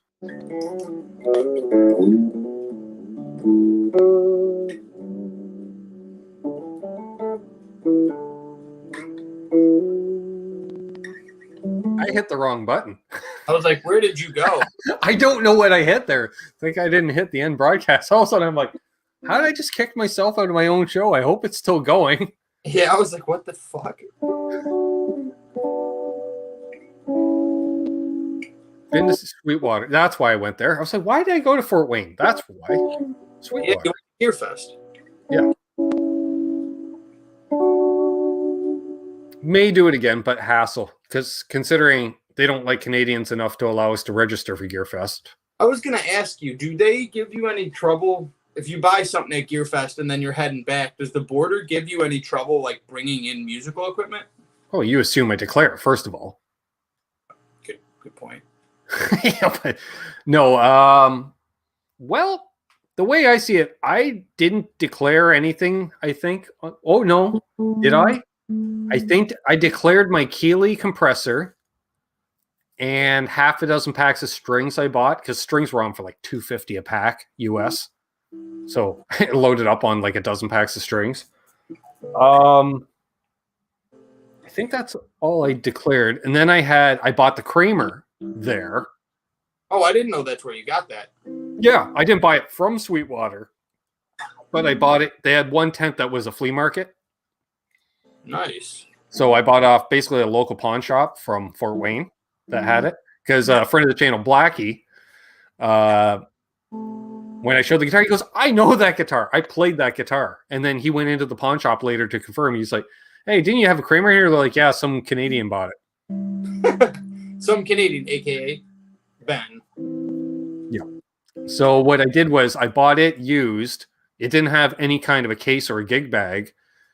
Went in to Sweetwater with it. Bought a gig bag, Aaron. Right? Yeah. I'm like, I don't care. Just give me your cheapest but decent gig bag. Like I don't want a suit bag type thing, which is just a glorified garbage bag, but something, right? So they had a decent bag. They were on for like $30, we'll say 25, $30, so a decent little SKB, whatever, decent gig bag. I'm like, all right. So I didn't feel like carrying the guitar around with me. So what I did was they put the guitar in the gig bag and then put it in storage because they had a deal. Any guitars you bought that day, you got a free setup and restring. Okay. So what I said was, okay, throw it into storage with that. They give you a ticket like at the laundromat. Except I said for one thing, I'm like, don't fucking touch the guitar. Don't restring it. Don't touch it. Like, all right. So as an added bonus, and I didn't pay anything for that, but as an added bonus, because they went through and their storage thing, they still threw a set of strings around the top. They just left them in the gig bag. So I had a free set of strings given to me for buying the gig bag. I'm like, all right. I see a couple of people in here asking if I could explain the switches and show us how they sound. And then Randy asked what's the scale length. Scale length standard Fender 25.5. And then switches wise, Jazzmasters are pretty unique in that this little guy right here is a rhythm normal circuit. So when it's down, you've got your normal three-way neck,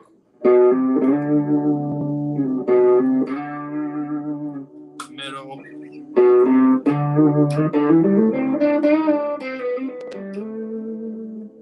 bridge, and then when you do this, now this is useless. This does nothing. What you can't see is him pointing stuff off camera. Whoops. You're gonna see. Wrong button. I meant to solo you instead of kick you out.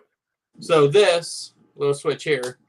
Yeah, down. So lift it up. And that shows it shows the controls you can't see on camera, basically. Yeah, which are down there. Yeah. And then when you flip it up, that's when you use the two little thumb wheels that normally everybody just tapes in place. Yep. So then you're tone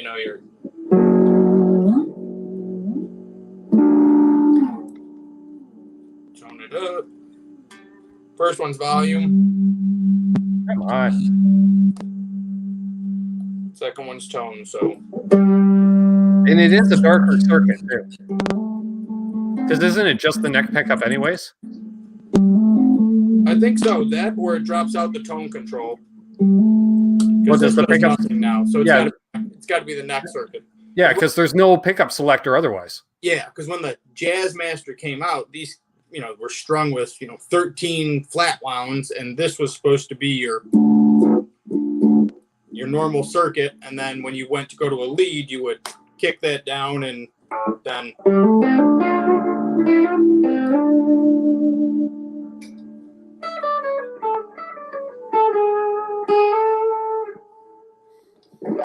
So that's pretty much how all Jazzmasters work. So, not P90s. They are Fender's uber oversized single coils, which look similar to P90s, which are also technically single coils, but they're all different. Yep. Now, what I do with Jazzmasters, because this is like the third Jazzmaster, it's a huge magnetic field. When I use these live, I do the J Mascus, which is you take a pencil eraser tip and you actually put it in the hole, so that you don't ever worry about hitting that, because I don't use the jazz circuit. No, and most people just tape over those knobs anyways. Yeah. Like I said earlier. I literally just jam that son of a bitch so that it can't go up, and then everything's three-way toggle. If I want to go up to the neck, I'll use a three-way like a normal person. Yeah, that's what I thought, Terry. Terry was just confirming it's the neck only. I thought so. That's how you get the dark tone. You got to just disable that. Take that bridge pickup right out of the circuit.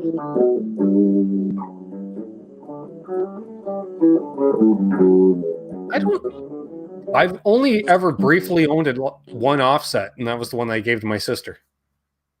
Oh yeah, man.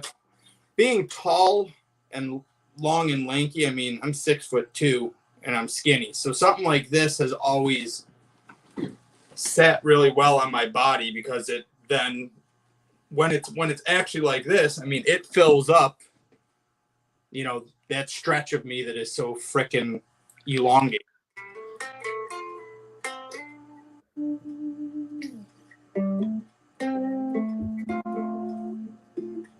Symmetry says, I want to love Fender, but I prefer flatter radius, big hands. Look at the modern Fenders, like they've got the OGs were 7 1/4. Then they went to 9 1/2. You get the Wildwood spec, it's 10. If you get into, they've got the Ultra now, dude. Don't they? Yeah, then you can do the Ultra. It's a compound.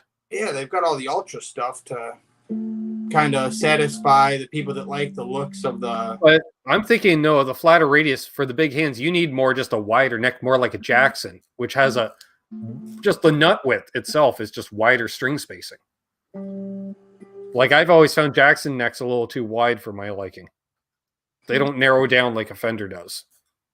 See, I had severed the nerve right there. If you can see that scar, yeah, right here where my finger connects to my hand. So I have to make sure whatever guitar I buy is comfortable to where when I wrap, that scar is above the corner of the neck. So it's like the Ibanez necks, the Jackson necks, like you're saying, they're too flat and wide, and that ends up literally digging right into where that nerve has been severed, and it is uncomfortable as fuck. So yeah, that's why I remember you like the Friedmans, because they had the real rolled fret edges. Because I remember saying that, I'm like, dude, have you played a Friedman? You're like, have I? Like you hummed on. I'm like, let's go. And you're like, damn, right, yep. And he's like, I know what you mean. I was like, yeah, just for the rolled fret edges. I find Friedmans on general, their necks are too big for me. Yeah, no, but I love those fretboard edges. The Friedman necks remind me of everything out of the World Factory, which is why I think I like those guitars. The Guilds, the Schecters, the Chapmans, all of those rolled, super rolled on the side, so there's nothing that pokes into that area on my hand.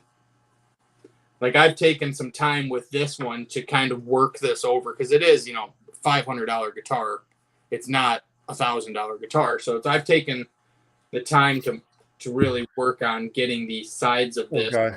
We're missing some serious comments. You got BC Rich. If you're 6'2", then we bass players need to draft you. And Will Varela says, I'm big and tall where it counts. The kitchen, so I can reach the freezer. Well, Will's the best. Let alone, I can reach the back of the freezer or the bottom of the chest freezer. That's true. Yep. I get it. Symmetry's had, an LTD Viper, but prefers the RG. Okay. Vipers are interesting. That's their take on an SG, but it's got kind of an offset body, which that offset body countersinks the normal headstock dive of an SG. Yeah, no, they're cool. The only thing is I don't like active pickups, so trying to find ones that don't have active pickups are a son of a bitch. I mean, they may the lower end ones. They don't have actives in the lower end ones. Yeah, that's what I was gonna say. What comes into like my store was always the ones with the frickin' active pickups. Right. Hello, Jonathan Simmons. Tele? Always room for a Tele. Oop. There's one. If I'm still at Guitar Center, no, I was furloughed when COVID started, and then I got hired and promoted to be the head of inventory control for a warehouse that does all of it's like the major golf retailer in the United States. So I do their inventory control. And then I was planning on going back and doing like 1-2 days a week, little 4-hour shifts like I used to do. But they have not gotten the hours back yet to where that would even be possible. But let's see here. We've got a few comments. Hello and welcome, Jonathan Simmons. Are Tele's the most reliable guitars? Oh, yeah. They're built Probably. They're built Probably. like Greg Cox said, when the world ends, the only thing that'll be left over are cockroaches and Teles. And he's right. Well, before I was playing the Gretsch tonight, I was playing this one. Hell yeah.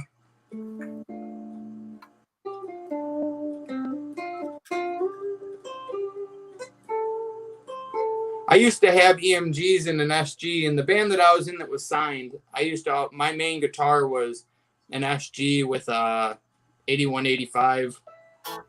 Oh no, wait, I didn't have a neck pickup in the guitar, so it was just 5? Whatever. Which one's in the 85? I think. And I did that for years, and I mean, I love it. If you're playing a lot of stuff that's real fast, it helps keep everything the same volume and makes it more articulate when you're popping notes. But the older I've gotten, it's been a lot more about how hard do I strike the guitar? How much do I want the note to stick out? Right. And that's why, I don't use active pickups anymore. I mean, they're not bad. I don't think they sound bad or anything like that. You can get some really gorgeous, glassy, smooth, clean tones out of those. And like I said, for string skipping and popping notes like that and shit, they're fantastic. Right. It has this compression to it because the active nature of them, that everything's like right there, which I think is awesome. Plus, I hate fucking batteries. Like, that was one of the most annoying things in the world, was going on stage and being like, well, I don't have to change the battery. It's still good. Everything's good. And then towards the end of the set being like, why is my guitar getting quieter and sound like it's flubbing out? It's like, oh, the 9 volts going. That sucks.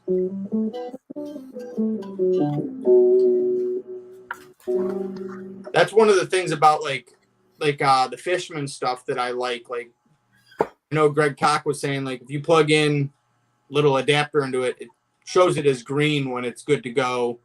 And it's good for like 300 hours or something ridiculous. Changes color when it's like, I could use some juice, as opposed to back in the day when I would just throw a frickin' 9 volt in the back of my EMG and just hope for the best. All right. We've got some. All right. Jonathan, by the way, welcome. I think Jonathan's new to the channel. Did I say that? I may have already. I'm a little forgetful at this point in the stream, folks. Besides Teles, what are some of the most reliable guitars you've played? Tuning stability is crucial for my rig. Cheers. You're Junkie 35. Hello. All right. I think 335 style guitars are fantastic for tuning stability. Yeah. Not bad.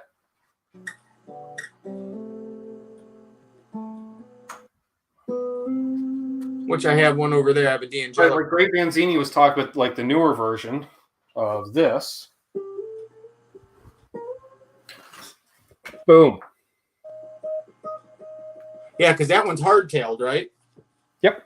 Yeah, so that you don't have to worry about. Hardtail, 5-way switch, great pickups, problems. Tons of tone options, locking tuners. Great Vanzini was talking about the new necks. I don't know if they changed the necks on the Access, because they've always had that compound. What do they call it? Is it compound radius, but on the back of the neck? No, it's what the hell do they call that? You are new, Jonathan. Awesome. All right. Well, welcome, my friend. We get together here every Sunday and Monday night. Different guest here every Sunday. So yeah, this has got a Tone Zone and an Air Norton, which good pickups. That's the combination from DiMarzio in many ways, is it not? Oh, totally. Kind of JB and asymmetrical neck. Thank you, symmetry. So it does have the asymmetrical. That's it. And this is made in the USA. I can't remember what year. 2009, maybe? I don't know. It's just made in San Luis Obispo or wherever the hell it's made. But yeah, I love this guitar. You sounded like CGS trying to say Saskatchewan right there. I know, right? Yeah. It's got a lot of bird's eyes. There they are. I just love playing this thing.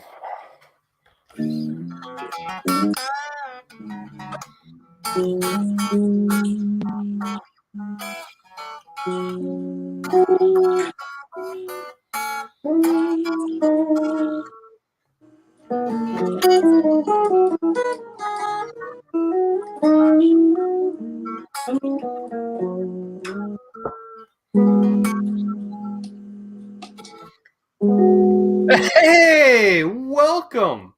Welcome, brother Jasko. Good to see you, my friend. I was going to say, I haven't seen the old Jasko Plumbing Supply in here in a while. Hope he's doing well. I still like rocking the t-shirts every once in a while in the demos. Good to see you, brother. I hope things are well with you. I know he's been in a rough area the last year, so.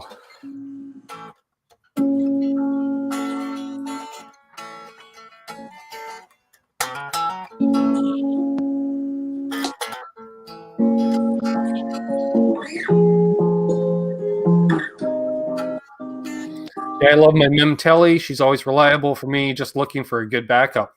Well, might as well grab the number one because he's new. While I'm doing that one, you tell him what you got there. You've been a fan of those for quite a while. Yeah, D'Angelicos. This is their double cut, which is essentially a 335. I try not to buy any new Gibsons just because they pissed me off by suing everybody. So I will buy used Gibsons, but I don't buy new ones until they stop with that tomfoolery. So, but yeah, I dig this guitar. I use this guitar a lot for all the clean tones on our last record. That was all recorded using this guitar. So if I need to play anything pretty, came with it. So this one here, who's asking? Jonathan. This became my number one when I got it. It's one of the few times in my life I end up with a new guitar. It still looks, the interesting thing, Aaron, now that this thing is like 6 years old, it looks still very white on camera, but it is starting to get a very slight cream color to it. That's true. And dude, I am so happy about that. Because I'm like, yay, it's starting to age. Yes. You know, because I'm hoping another 10 years it'll turn into a nice buttercream or something. Because I was never a fan of the Arctic white.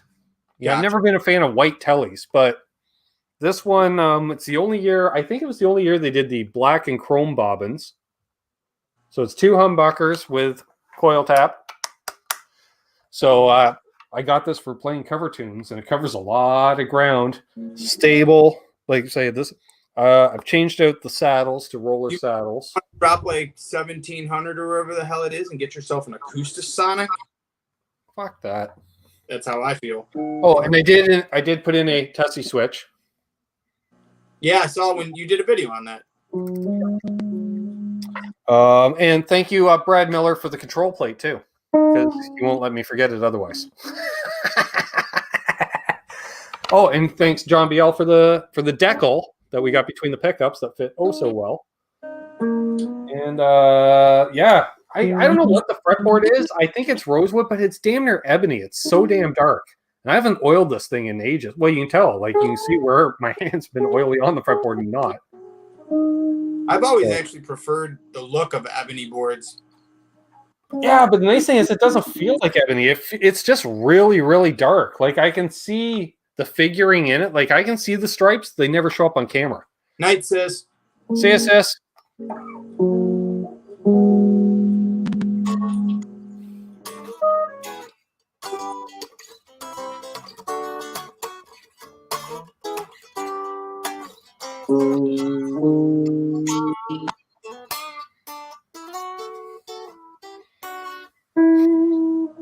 67 thumbs ups. That's awesome. We got 48 people watching. Awesome.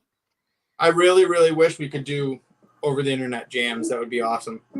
Yeah, no kidding. Yeah, so I do fiddle with all of my guitars. This one hasn't really gone through the modification because I always dug these pickups because these humbuckers are like 15K output on their own. Holy shit, that's high. Yeah, I know. That's basically Wolfgang territory, which is awesome because, let's be honest, when you're playing bar rock, most of it you want to keep a little more on the more mellow conservative side, you know. So Tele, single coil. I'm playing my Tom Petty stuff, you know, and I'm getting all my Tele twang. But then, you know, there's a couple of songs where you really want to rock it. So you humbucker, you got that 15K output, throw it, you know, on the bridge and kick on, I don't know, maybe you kick on the 87. The 87.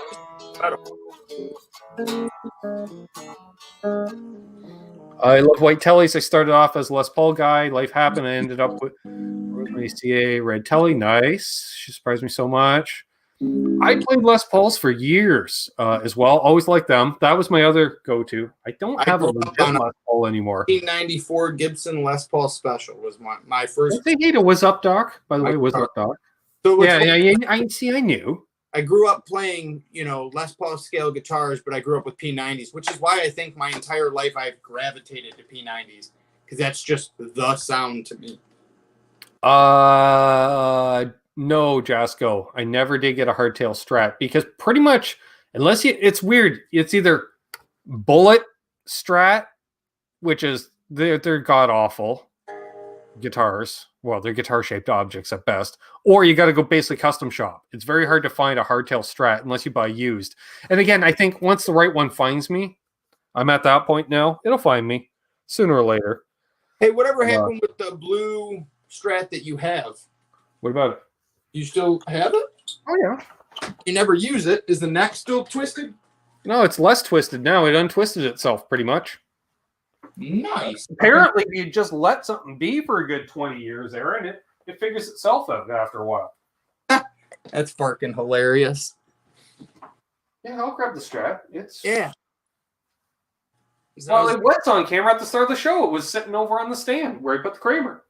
Oh. I had a choice at the end of high school. I had 2 guitars. I wanted a stereo system. I sold the 72 Les Paul. I kept the 89 Strat because the Strat is a more versatile guitar for tone. Les Paul sounds like a Les Paul. Was your 79 Les Paul, what did it look like? 72. Or 70, 72. What Yeah, did it look like? Plain top, tobacco burst, deluxe model, so it had mini hums.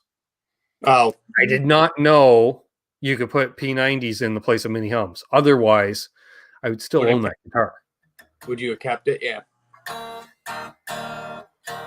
Oh, we're down on that one, aren't we?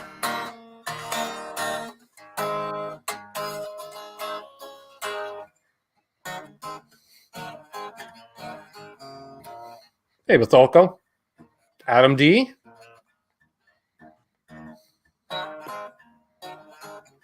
Will Varela said maybe he'll make you a hardtail Strat, ship it to me, and you can take it home from here.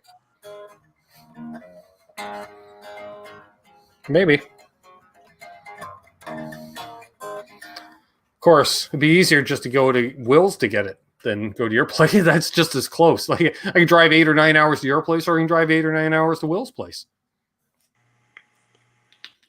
That's true. Yeah, staying away from the bullet. We'll just wait for the right one. You know, of their more affordable instruments. Well, there is that. Will, there is that. Do they make a contemporary? Because their contemporaries are surprisingly good. Like, does Squire make a hardtail contemporary or no? I don't know. I don't like the new Squire contemporaries. They do those weird twisted ass pickups. They do like Jakey Lee weird twisted humbuckers or some weird thing. I'm like, no, stop. Right. Nobody asked for that, Fender. Fender is really getting into Gibson territory as far as they're releasing a lot of crap nobody asked for. Well, I remember they had a really nice contemporary. It was like a purple sparkle with a matching headstock, and that thing was freaking nice. I used to jam on that when people would bring pedals in to have me test them out before I'd buy them. Nice little guitar. Might have been like $300. Not bad. Bethalco says to keep looking at the Charvel site every 6 months or so for a hardtail Strat. I hear you. Damn Ronnie Wood. He's like, gotta have a hardtail. I'm like, yeah, you do. I know. Damn it. Everyone says, well, just block this thing. I'm like, yeah, but that's not missing all this wood that they carved out. You know, I want that. I don't want it. I want solid. Yeah, I think it's just going to brighten it up like a Telecaster. I just know it. It might. I mean, well, at least that way you can block it, check it, see if it does, and if it does, take it out. I mean, it's a fucking. Well, no, blocking it's not going to do anything tonally, as far as I'm concerned. It might add a hair of sustain, but fuck that. It's not going to replace all that wood. This is true. But then again, I run through half a dozen pedals, so what does it matter? Good point. So I'm just talking out of my ass. That's my life, folks. YouTube talking out of my ass. 2 nights a week live here. Wednesdays when Nez says. I like where Will Varela's head's at. Can we get to 70 thumbs up? That'd be freaking killer. We're at 66. I'm seeing. Can we get Quattro Mile?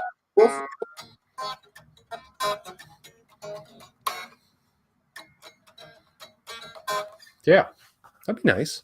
Got 48 people watching still. Nice. We got 4 dozen of you. Reverend Six Gun has Strat configuration but hardtail option, and I love my Rev Contender.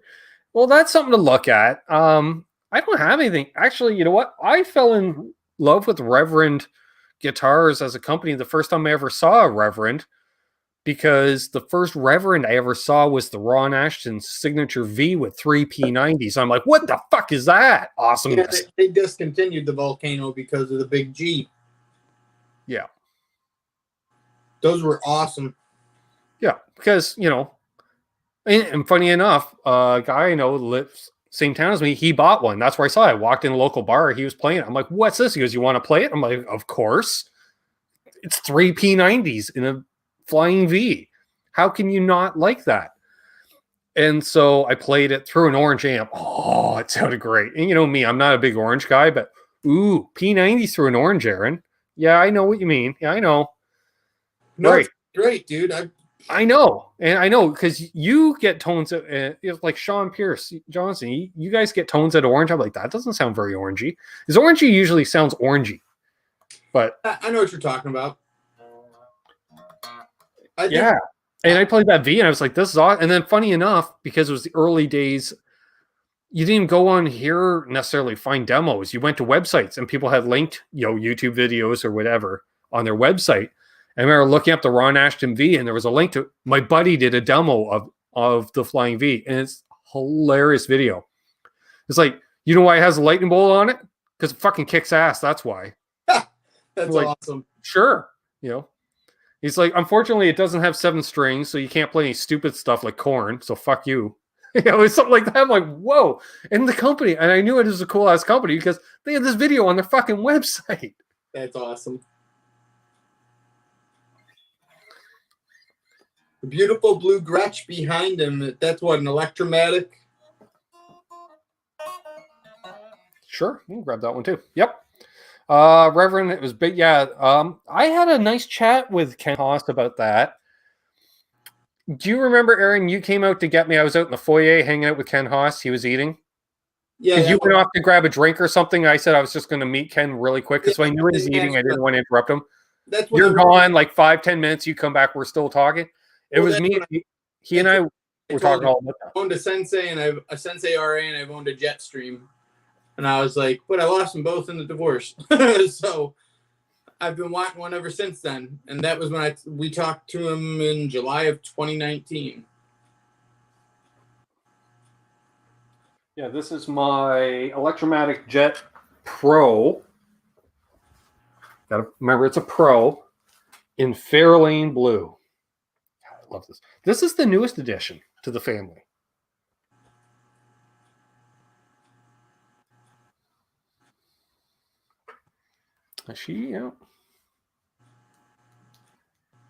I'm so tempted to sand this neck, Aaron. Well, but I can't. Normally don't like finished necks at all, so I was. I know. So I do a lot of static stuff. There's not a lot of that stuff. I've been fortunate. So yes, Jasko, because Jasko, it's been a minute. I did finally get a Gretsch.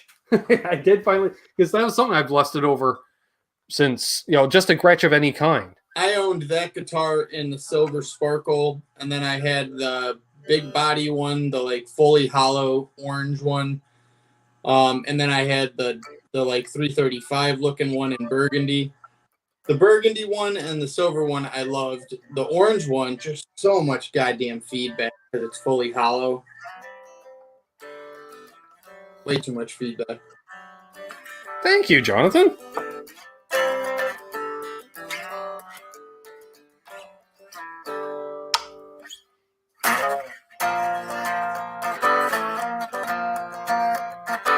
Two more thumbs up, people. Look within yourself. Have you left it up? Not.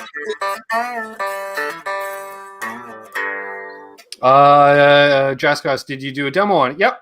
Ironically enough, I got the guitar, Aaron, about a month ago now? Yeah, you haven't had it that long.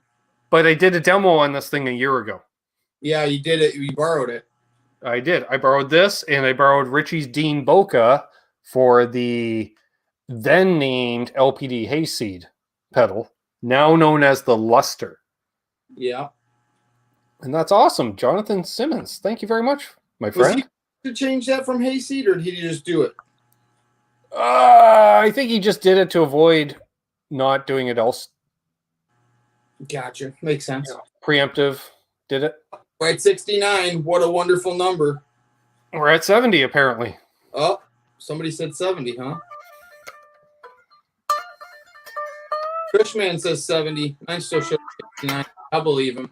Cushman, very worthy. Oh, yeah. Open tuning. This one's tuned to open G. Because why not have a Gretchen open G, Aaron? Dude, why the hell not? Well, that's what that's what I was playing that when you jumped on, right? Yeah. I've always liked Gretches a lot. Well, I want a double jet, but hey! Oh, finally! The King of Marseilles! Awesome.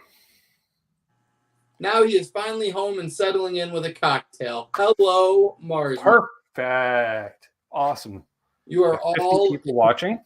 Nice. The King of Marseilles has graced us with his Marsman. You are the shiz. He's awesome. Oh, he is. He's such a freaking badass. Yep. I'll tell you what. What's the good thing about road trips? You get to meet people like Aaron, and then you roll over to Aaron's work. You mock some of the stuff at the work, and then you meet Mary's man. Yep. When this COVID shit's over, that's one of the things I'm going to be doing. I'm going to roll back down to Marseilles and hang out with him.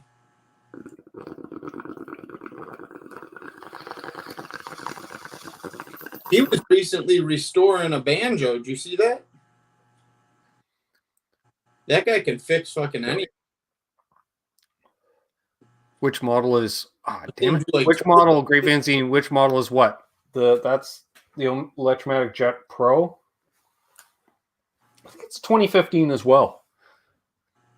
Made in China, limited run in Fairlane Blue. Which I think the limited runs that may have been the Guitar Center exclusive, which is also the Long and McQuaid exclusive.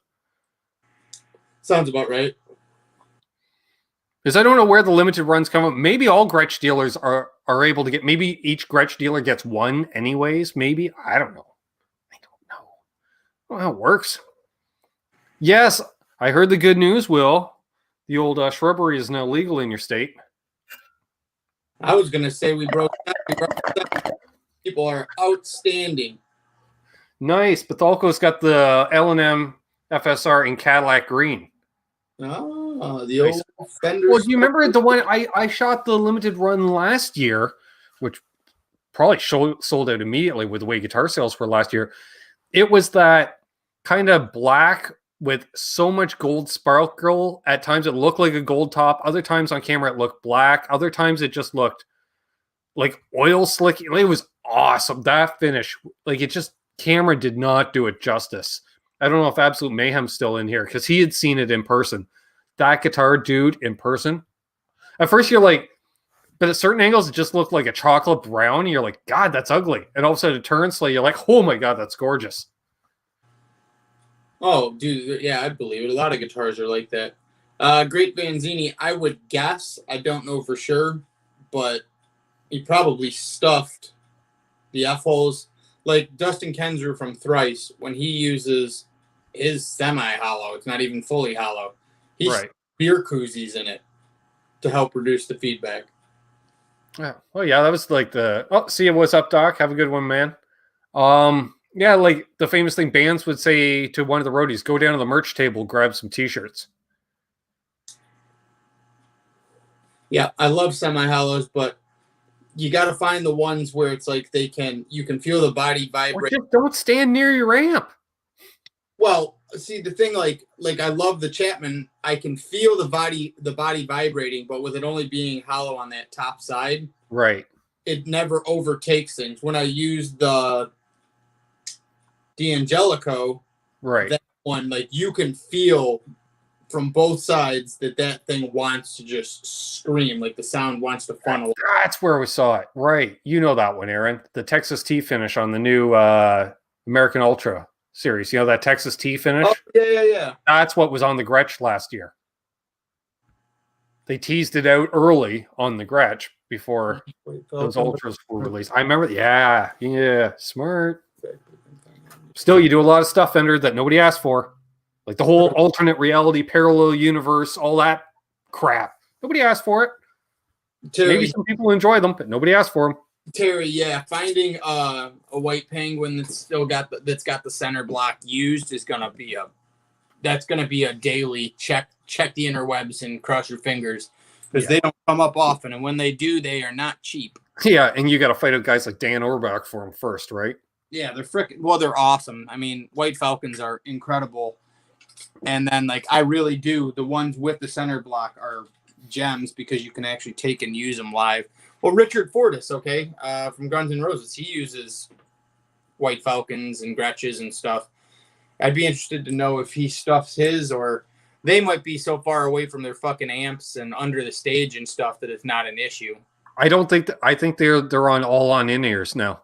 Oh, that would make sense, yeah. So then he does have one active amp on stage, so you can walk over to it to feedback as needed, right? Yeah, I was just watching. Hey, Mark Dillon. I didn't know, my friend.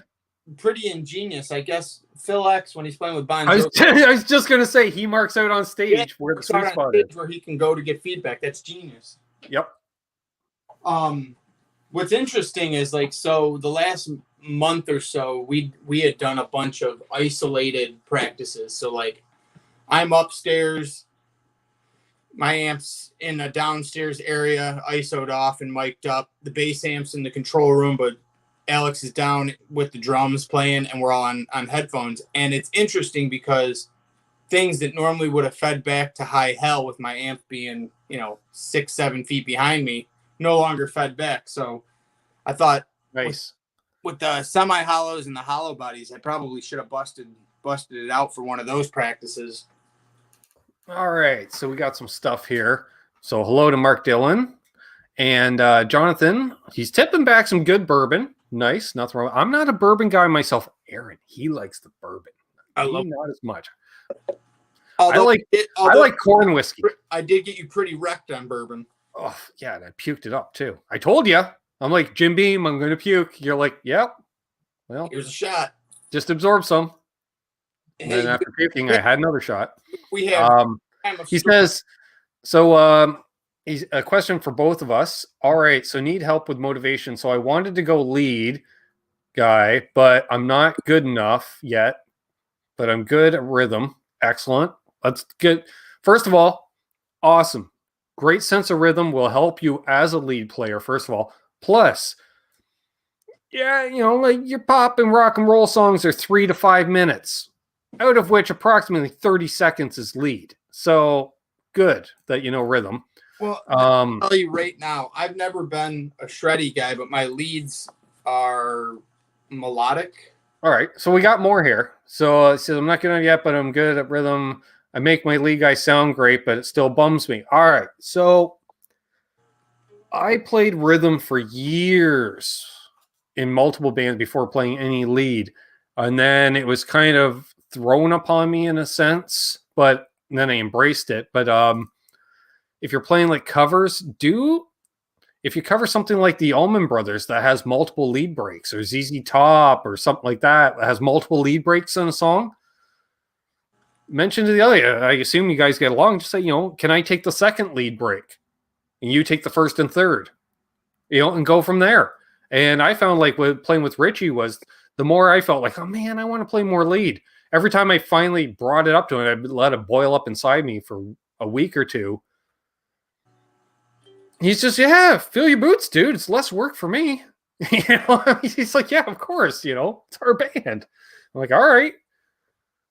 And I don't play a ton of, I play more lead now than I ever did, but that's probably because I practice more. Yeah, but also you're not also playing in a multi-guitar band. But if you're playing in a multi-guitar band, you can see where he's coming from. I'd say the best way is to find a song that has more than one lead in it, rather than just saying, hey, can I have the lead in this song? You're just saying, hey, can I have part of the lead work of a song? And dip your toe in it. See how it works.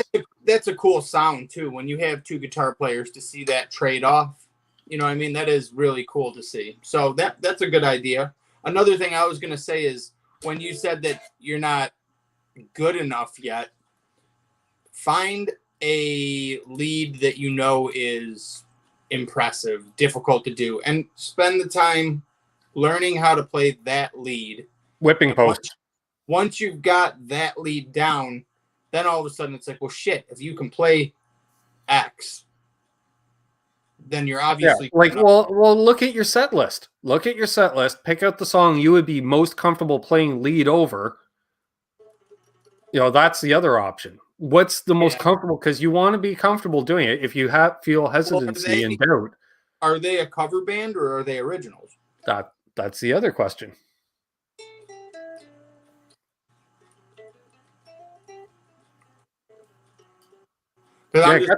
And that was the other thing. As I took over more lead duty in like the Honey Badger outfit, that opened up Richie to all of a sudden he got into playing with that.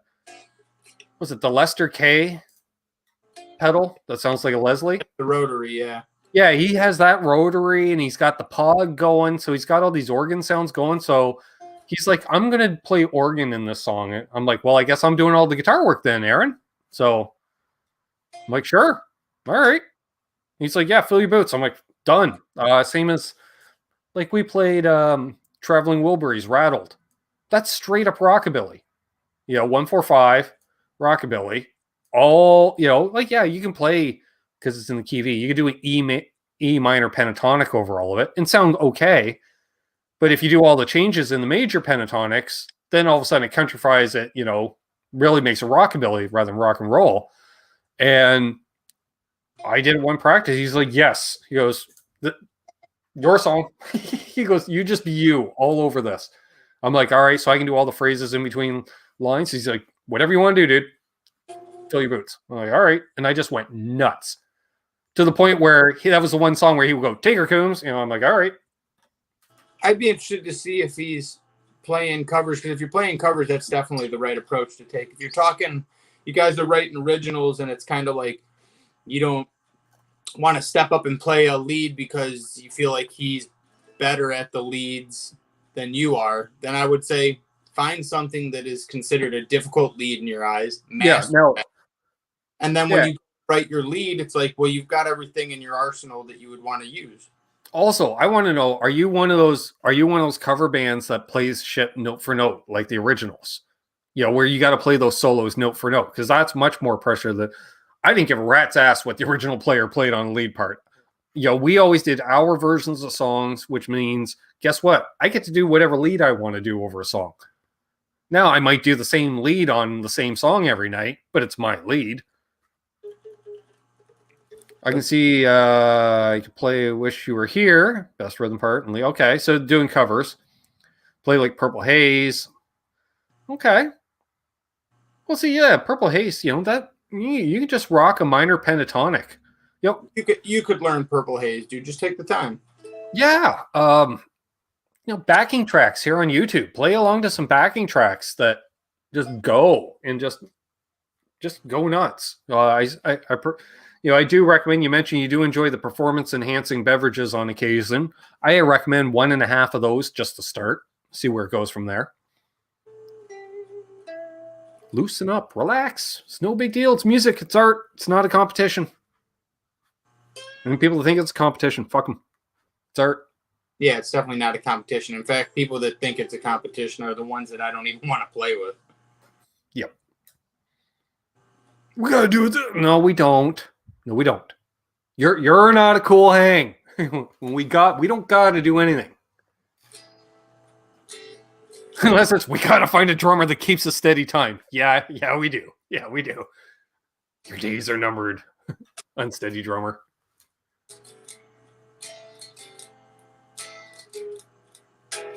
Nice. Wow, we've been going over 2 hours already. How the fuck did that happen? I don't know, man. Well, it's the same shit that would have happened if you and I would have just been talking on the fucking phone or FaceTiming. That's true. That's true. Yeah, I bet you were, Will. I bet you were. See, Randy played 4 hours last night playing the backing tracks, which you could do both. You can play the rhythm and the lead. Both, same time. If you're that good, you could. Dude, I literally put on Netflix and watch a show and just sit there and do like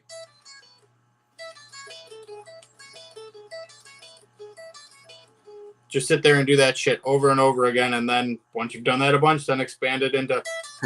And it's like, why would you do that, Aaron? Because it makes everything else easier to play. Okay, yeah. See, Jonathan, he's in one of the cool bands, Aaron. He goes, yeah, we don't do it note for note. Yeah, that's good. Do your own thing, especially like Best of You by the Foo Fighters. Great song. Best of You by the Foo Fighters. Favorite band of all time. Singing. Okay, y'all trade off singing. I love to hear that. Nothing pisses me off more than only one microphone in front of a band. I'm like, oh, it's going to be one of these. Oh, wait, you're talking covers. Never mind. Yeah, well, yeah, even in general, like, fuck. Anybody can sing badly, and especially if your lead singer doesn't sing well. Guess what? Your backing vocals don't have to be any good either. Well, I think that's kind of one of the things with our band is it's like I can sing and I can yell. So I know, like, I practice sometimes. They'll be like, and then nope, not happening. I laugh my ass off. I'm like, it's okay. Just practice it. Exactly. I've done a variety of projects, and I found that, I sang on 1 or 2 songs a night. Then it was 3 or 4. Then it was half a dozen. Then it was a dozen. And then it was whatever I felt like. Usually, again, Aaron, it depends on how much of this is consumed. You know what I mean? When you get that right amount where you're just relaxed, you're not sloppy, you're like, damn it, I'm kicking ass, because you feel that false confidence. And because it's all placebo and that, you're in your own head. And then all of a sudden you're like, screw it, I'm singing on everything. Okay, do it. All right, Marsman gets a second shot on the 16th. Oh, hell, practice the next Wednesday. Hell yes. Marsman should totally come to an Elvis practice. That would be fucking ridiculously awesome. Well, Jonathan, you want to just get better on lead? Yeah, play along to some backing tracks. Just work on your confidence a bit, and then bring it to the band. These are good guys. They're way better. See, I like the humbleness. I do like the humbleness, because nothing worse than the ego. Right? I always say I've been playing these things for 32 years, and one of these days I'll get it right. Well, the big thing is it's like, you got to understand, like, you're never going to be a finished product in music. It's not supposed to be that way. You know what I mean? Oh, nothing worse than when it does, because then you go on autopilot. Like, how many times have you played a set essentially on autopilot, Aaron? And that's when it's like, we got to change things up. Yeah, I mean, I guess not in this band. In the band that we would tour all the time and was signed, that would get kind of autopilot-y. Although I say such weird, goofy shit in between songs that every show is still unique in that. Exactly, but still, but there is going to be that certain night where, you can it might not be a whole performance, but there can be certain songs you just fucking phone it in. And nobody will know that you phoned it in, because it's not that you phoned it in and did a half-ass job. You phoned it in, but because it's so polished, because you've played that song 400 or 500 times, that you can phone it in and nobody knows your 80% quality. That's what I was going to say. The bigger issue is when you have a song that you've been playing for a while that people really like, and you have outgrown that song, or that song just doesn't mean the same thing it used to mean. Right. You got to play that song. That can be a little like... Nice. All right. Cheers, James. Have a good one, brother. Still got 39 people here. We'll go a few more minutes. Any last words of wisdom, questions, comments, concerns from the chat? Bring them on. We'll get to them. We'll wrap things up. Let everyone get back to the rest of what's left of Sunday or Monday, depending on where you're watching in the world. See you, Cushman. Have a good one, brother. Nice. Jonathan's tipping back another cold snack. Some performance-enhancing beverages.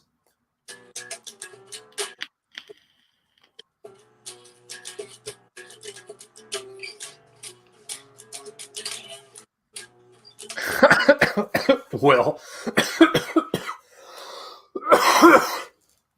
Damn. Damn you, Will Varela.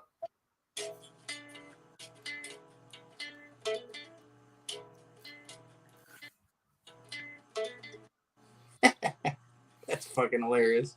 I know. That's Will. Oh, dude. I mean, really, we've got Will and the Mars here now, so my day is complete. Those are nice guitars, Randy. Duesenbergs. Yeah, the only thing I like about them is their fucking price tag. Like they kind of make it seem like they're made in Germany. They're not made in Germany. No. Well, they're priced right around the same as a Revolta, aren't they? No, they're like 1,600 compared to Revolta's like 11. Yeah, because I was going to say they're the same.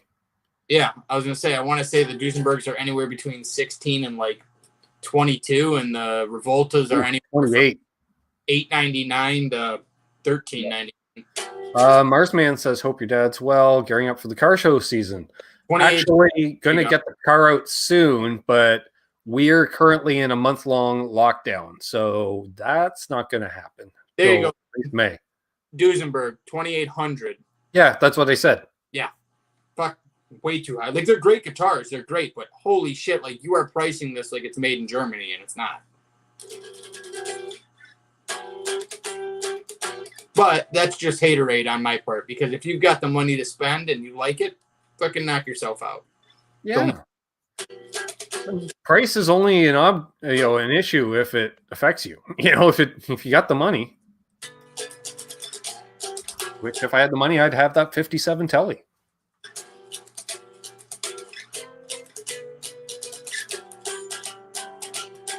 Now, if I ever come across that same Tele again, I know it's meant to be. Yeah, I'm going to call over there tomorrow, and they'll be like, it's still here. I'll be like, Ben, time to mortgage your liver. Or actually, kidneys. You got 2 of those. Yeah. Yeah, I don't need to. Let's cut back on the booze. You only booze when you're on air, so you're fine. Exactly. Only 1 kidney. I'm a part-time drinker. Exactly. If you guys see Ben out of action for a little while, it's because he sold a kidney. He sold a kidney and got himself a new Tele. Yeah, that thing still haunts me. It was, 53 Blackguard. I'm like, nope, that V-neck. Oh, that V-neck. It just felt like my Martin. This is a 22, Mars. I have not, Will. Sponsors for the Monday show. But we did, I did do shameless plugs for the flip side link down below. All right. See you, Jonathan. Have a good one, brother. We're live again at 8 p.m. Eastern tomorrow with Canucks with Guitars featuring myself and Bent Tom. Live Q&A. Unboxing, perhaps? No, because fuck UPS. Yeah, that was brutal. What were you expecting in that delivery? Well, I don't want to say because the gentleman, I don't know if I've seen him in the chat tonight, and he's sending it again, but... USPS? Yes.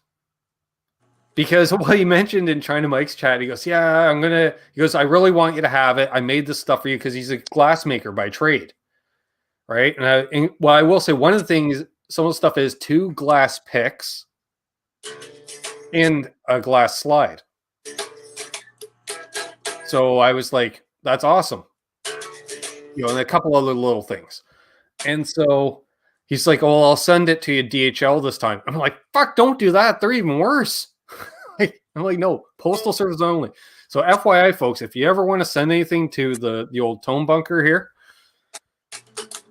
I only accept standard mail. I will not accept anything internationally. If you're a fellow Canuck, go ahead. You can ship her any method. Use the Purolator.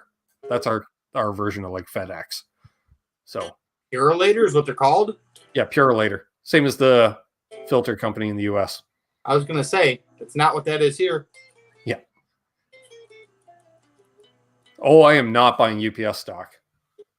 Actually, you should buy their stock. If they're fucking people over, it's probably going to go up. See Asymmetry? New glass saxophone? Nope, still got the same one, which is properly branded. Yeah. That's product placement, baby. Bam!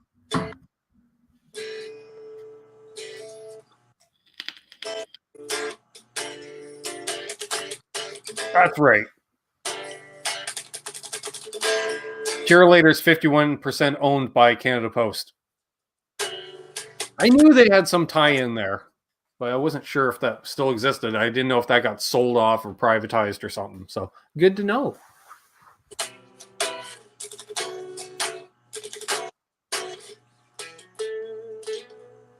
Robot Master Switch, the man.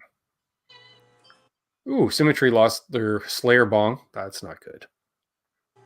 End of an era. It's always what happens when they break. It's an end of an era.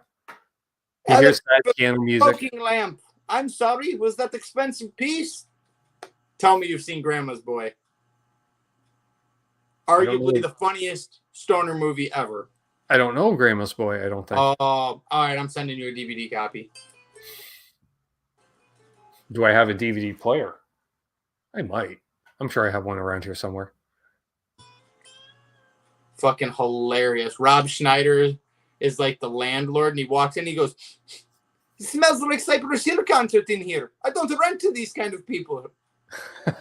And they get kicked out because he was giving his roommate money to pay their rent, and instead he was spending it on Filipino hookers.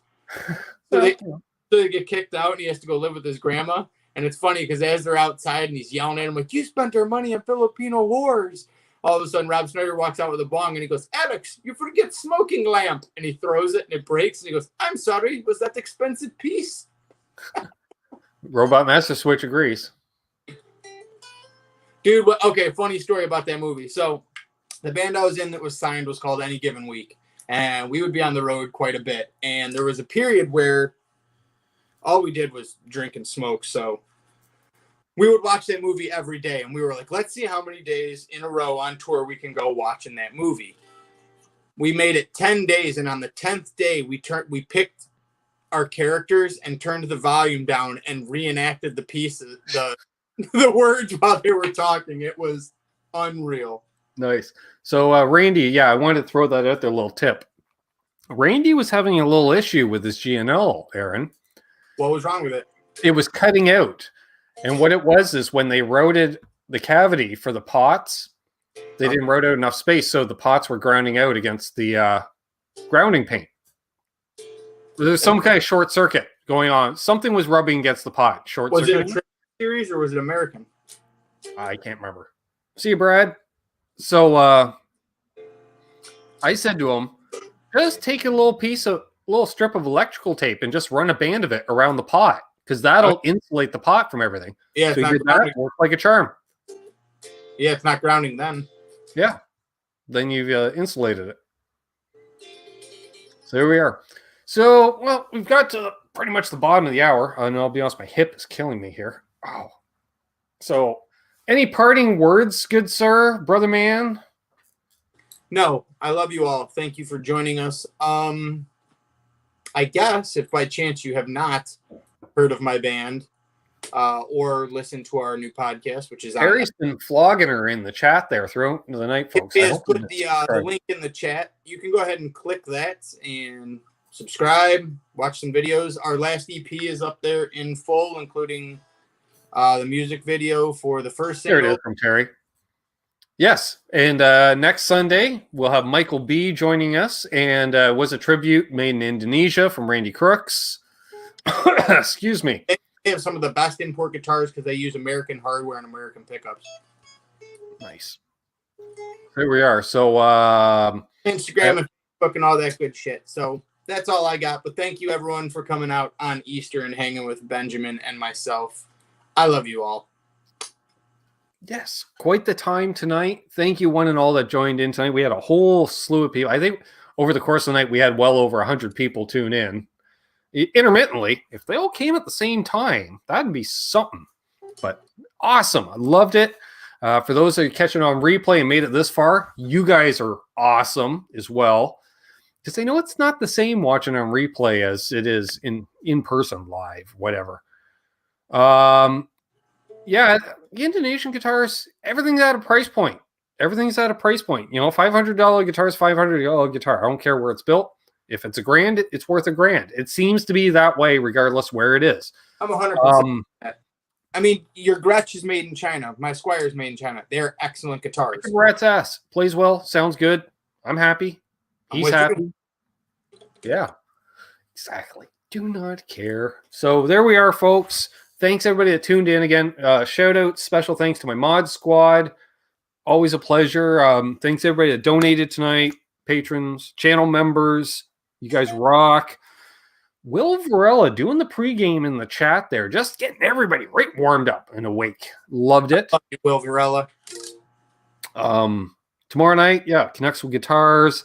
Later this week, demos. I don't know, probably a couple of pedals that I got laying around here. How about I'll try to shoot the one, the only. I know you're a fan, Aaron.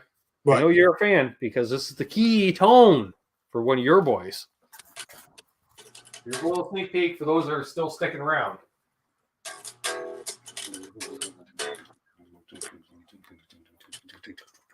Special effects and everything. Oh yeah, turbo distortion. Hell yeah. The one, the only boss, DS Boss. So thanks again, everybody. I will see you tomorrow. And he's Aaron. I'm Ben. And this has been the Sunday Night Hang. Ending stuff. Damn it. Where is the outros and stuff? Yeah, where? I don't know.